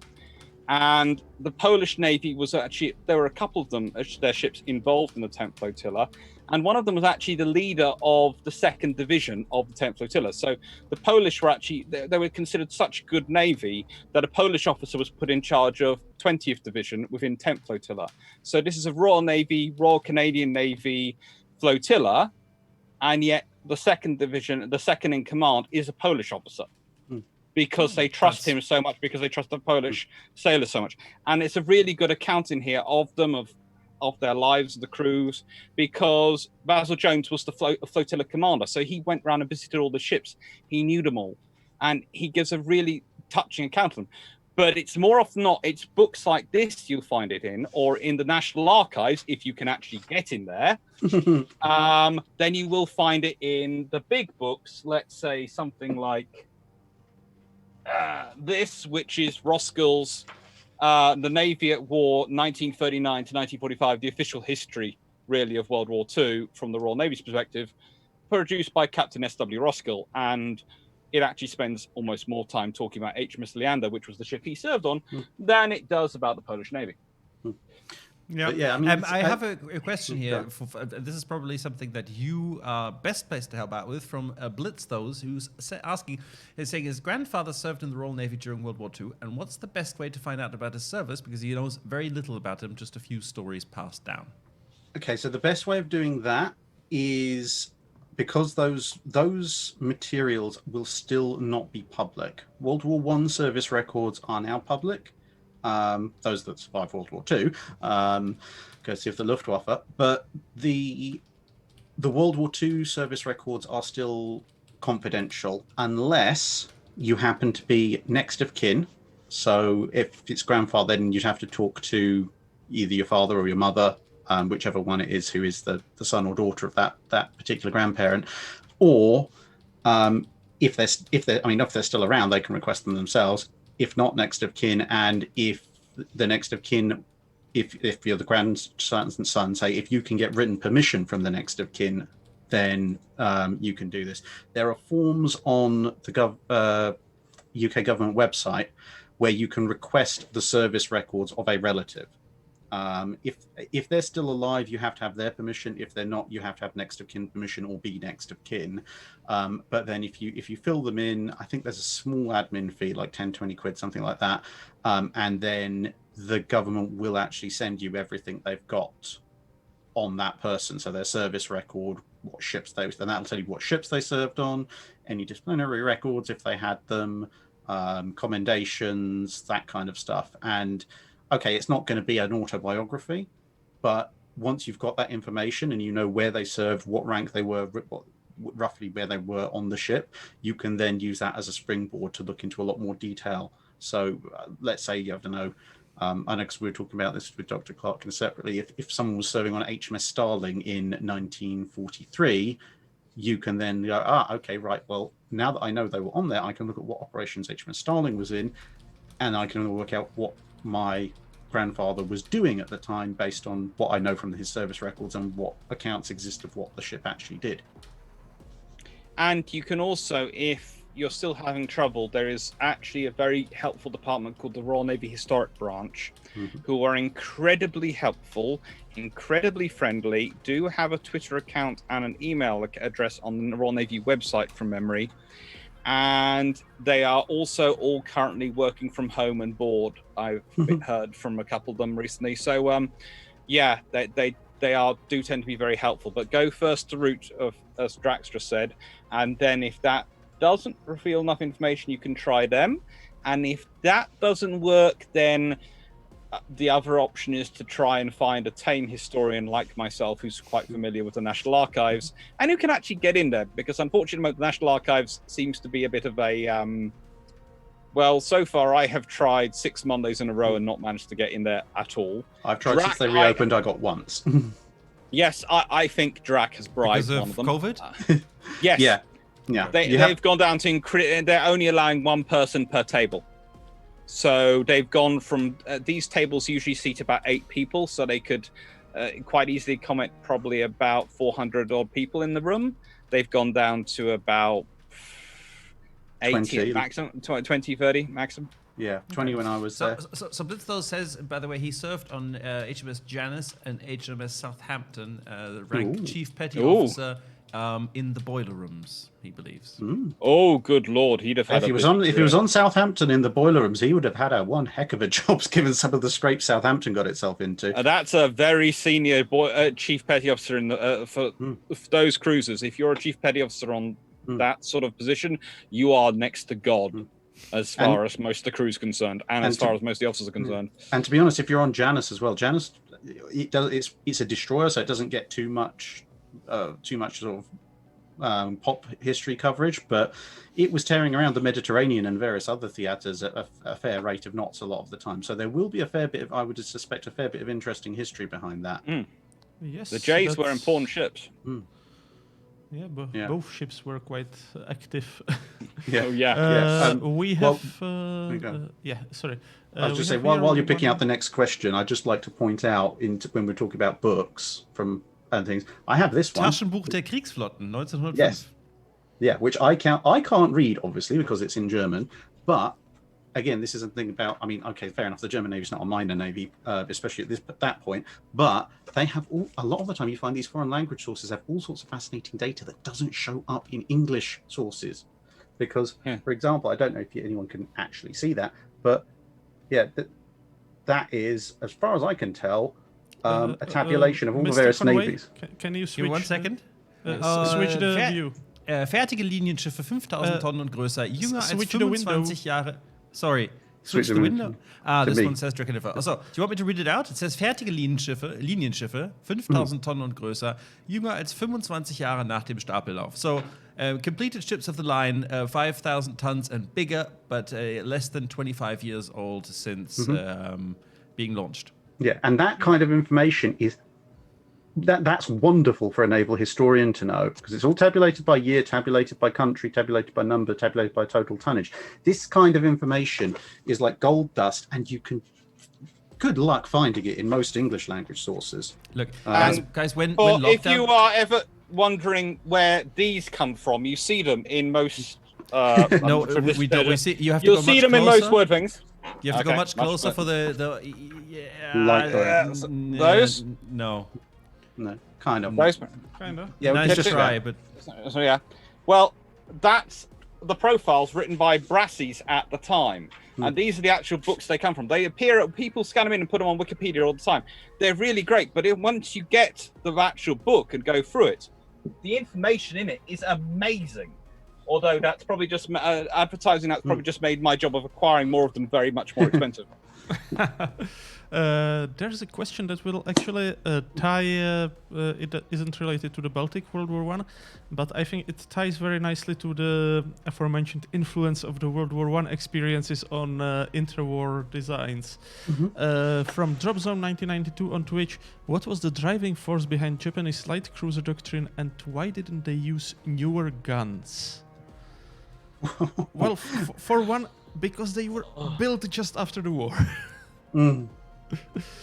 Yeah. But yeah, that's basically the influence of the World War I, because during the World War I, it looked like destroyers need light cruisers to lead them to fend off enemy destroyers. Yes, and because the light destroyers hadn't grown. Yeah. Yeah, and it's and then and then the thing is, once you get into the treaty era, the thing is the Japanese build a very few small light cruisers. You get into the treaty era, and then suddenly, because they are the underdog, they've got the smaller displacement allowance for capital ships under Washington, and then later under the London Naval Treaty, the cruisers get capped as well. All of a sudden, they're driven. We must get the absolute maximum out of every single hull we put in the water. So you end up with Myoko, Megami, Tone, Takao, etc. Most of which are kind of, yes, I'm sure those are 10,000 ton ships if you completely empty them and attach many helium balloons to them. And basically then also there was the other Japanese idea of the special type destroyers, because those light cruisers were built to lead the Mutsuki Kamikaze and what was the Minekaze class destroyers. So like you have few 120 millimeter guns, few torpedo tubes. So compared to them, the cruiser with the 14 centimeter guns is like a huge improvement.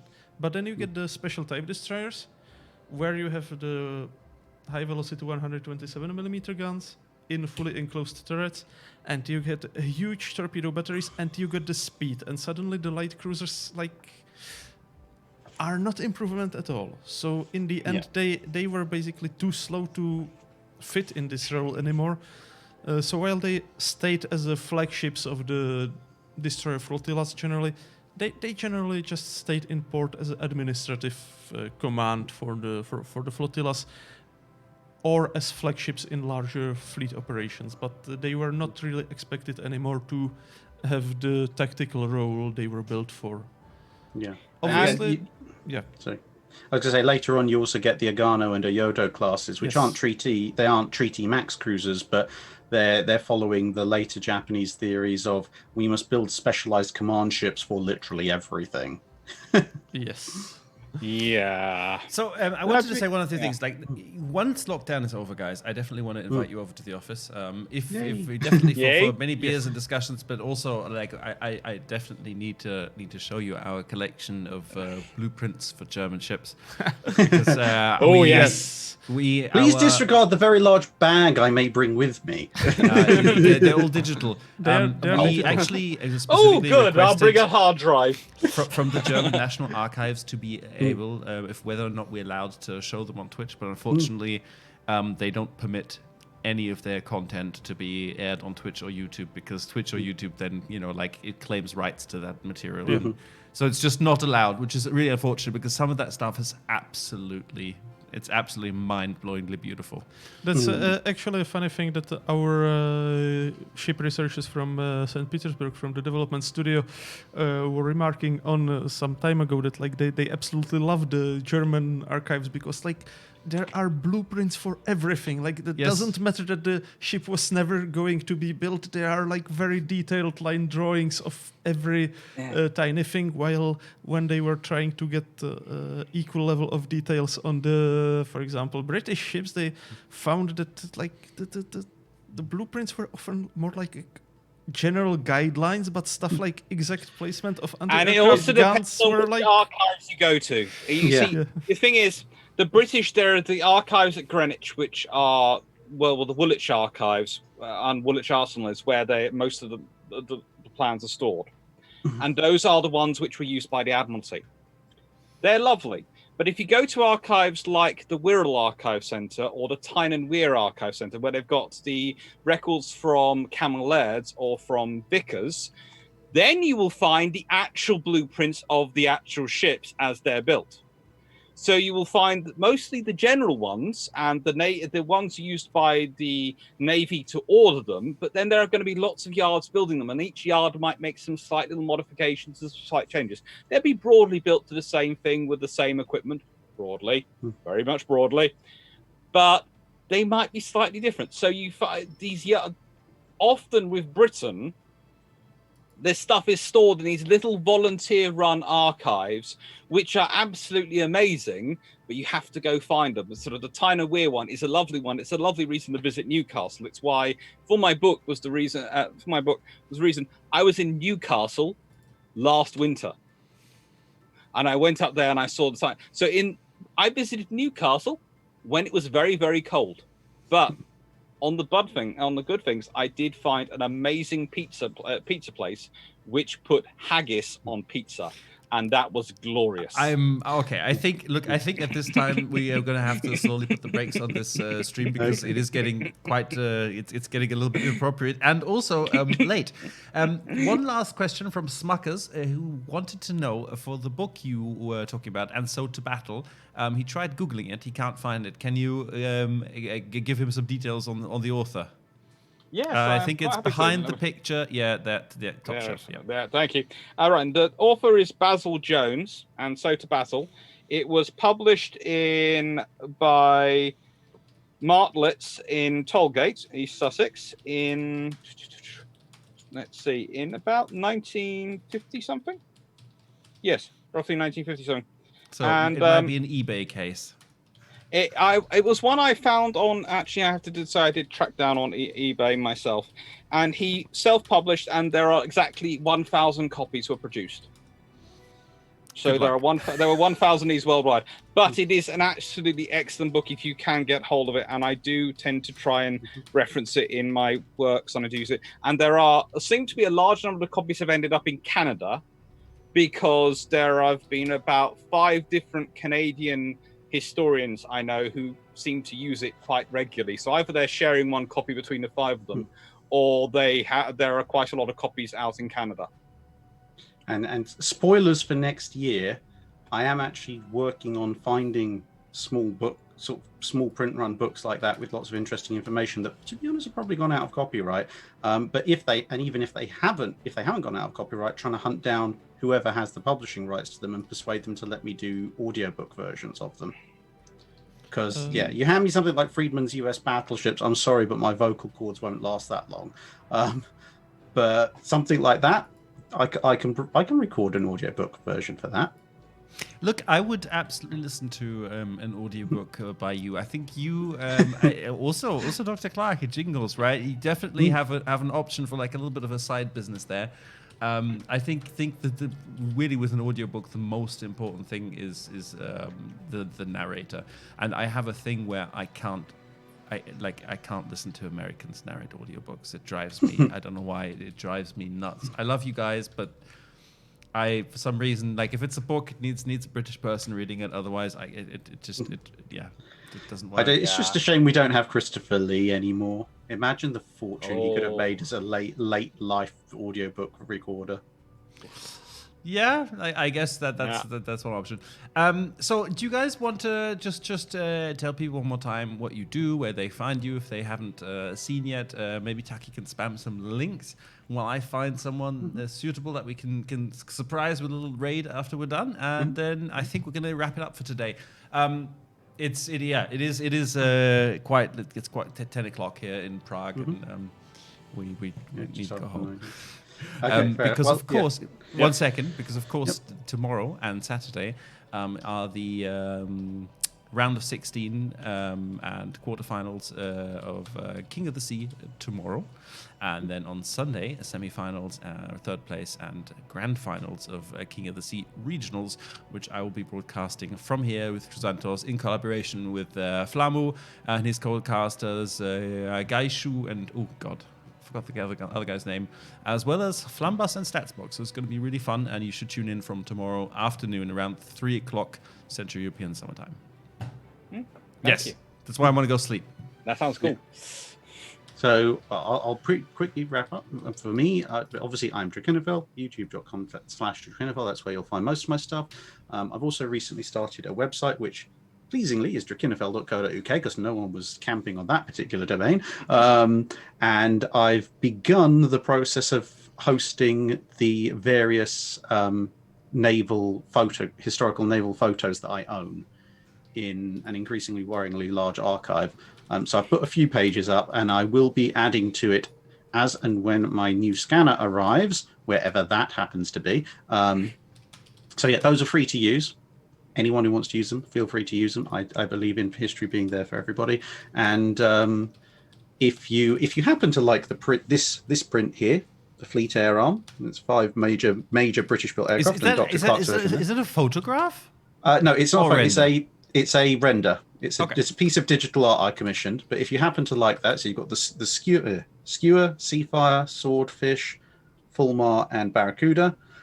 If you happen to like that, they are available on my Etsy shop, which is, shockingly enough, etsy.co.uk/Drachinifel. Okay, we will have a look. And depending on how well those do, I will do US Navy, Japanese Navy, Kriegsmarine, etc. versions. And the bilge pumps crew were very happy to receive our free copies. I don't know. There seems to be an issue with the mail. It's probably COVID related, but the World of Warships office print has not arrived yet. I don't have your office address. If you put it in the Discord only, chat, I will send only you. you could Google it. Do I trust Google? If you knew someone at Wargaming, right? Yeah, I guess. just drop me a line in the Discord. I'll quite happily send you a couple. Absolutely. We'll look. We love They are very cool. with this kind of stuff. But excellent. So now, Dr. Clarke, tap now. Dr. Clarke. Hello. Well, I'm Dr. Alex Clarke. I have AC_naval history at AC_naval history, which literally stands for Alex Clarke_naval history. Some people do say it stands for academic naval history. It doesn't. It was literally just sticking my initials in it. And my YouTube channel is Dr. Alexander Clarke again. It has a nice big banner saying Naval History Live above, which was one of my first trying out with some artwork, because my artwork skills are terrible. My history skills are a lot better. My artwork skills not that good. And it's just a load of naval history and a load of stuff being done. And I said, I've got a book coming out next year with Pen and Sword. I've also got another book which I am editing together with my girlfriend we organized a conference together on the Falklands War. And so for the 40th anniversary of that, we've got a whole load of papers which were organized for the 37th anniversary, which are by veterans, by some academics, and by some journalists. So people who were there at the time from both sides, academics from both sides, journalists from both sides, and put together a whole series of papers. And it's turned it into a sort of edited book, which is going to be really, really cool for the 40th anniversary, which is also hopefully going to be Pen and Sword. And yes, there's even an aircraft carrier book in the works based on my PhD, which is on Pen and Sword, and a sloop book as well at some point, because as people who watch my channel will know, I get fed up with the fact that the best book on sloops which was produced. It It's, was also it's got a Battle of fantastic the- apt name, though. Yes, it is a very apt name, but sloops are sort of these forgotten little ships which everyone goes, oh, they're small ships, so they don't matter. Well, they're the basis for corvettes, they're the basis for imperial policing, and in World War II, they are the cracking best anti-submarine warfare vessels going, because you have the Black Swan class and their sloops, and they're super cool. It's our tier 1 shipping game. Yeah. Yes. Okay. Well, thank you very much, guys in chat. You should go and follow these fine gentlemen. But for today, we're gonna say goodbye to them. So thank you very much for joining us. Any spoilers for next month's episode? Do we have a topic yet? I think not, because of some things that happened this week. Yes, it's true. We have a little spoiler that is that next month already. No, November. Yes, but what for next month? Well, We don't know, guys. Anyway, we have some things cooking, some things planned. We'll get back to you, and hopefully, I'm definitely planning to invite Dr. Clarke back again at some point in the future. So hopefully, you'd be willing to join us again. And so let's say goodbye to our guests. Goodbye. Bye-bye. Bye. Thank you. Bye. So just you and the two of us here, chat. Thanks for tuning in today. I hope you had fun. I hope you learned something, not just about the Battle of Moon Sound, but about naval history in general, why you should care about it, and how maybe you can get into it. From my side, please tune in for King of the Sea 11 regional finals tomorrow. They're going to be kicking off very early with Asian finals. Then we're going to take over at about 3 o'clock Central European summertime. And then right after we're finished, at between 8 and 9 in the evening, our time, depending on how the matches go, we're going to be followed by our North American friends for North American regional finals. So there's going to be lots and lots of King of the Sea this weekend, all over Twitch. Do follow it, and of course, you have a chance to get one more King of the Sea collection container via Twitch drops if you watch any of the King of the Sea broadcasts over the weekend for at least 90 minutes and you have your account linked. You will get that collection container, and the final one of this King of the Sea tournament is going to be available during the international finals on October 10th and 11th. I've been talking way too much. Yes. Tucky, anything? Yes, I have first a technical update for our players from Asia. We have identified the problem with the code. We will fix it, and we will let you know when it is fixed. Okay, guys, this mission for getting jingles is available till 1st of January. So don't worry if you get it in the next few days. The code will still work. It'll be the same code. So just try again, I guess, on Monday or Tuesday. Yeah, we'll let you know. We'll ask our colleagues from the Asia server to post update on the forum once it is fixed. So, yeah. Sorry for that. There was a slight technical difficulty there. And thanks for being with us on the stream. I hope that it was interesting for you, even though it was very, let's say, unknown engagement. But I think it was still rather interesting. So, yeah. And see you at the end of October with another installment of the Armchair Admirals. Yes, we are going to launch a little raid today. Luckily, we are going to be raiding someone American, but he is a retired Navy corpsman. So I'm sure he can tell you a lot more cool Navy stories. So are we using the hashtag #BlameBT? Yes, hashtag #BlameBT. Can you prepare it, please? Hashtag #BlameBT is we want to see his chat full of hashtag #BlameBT. And we will see all of you lovely people tomorrow for King of the Sea. And until then, I'm going to say goodbye, and we'll see you next time. Cheerio. See you.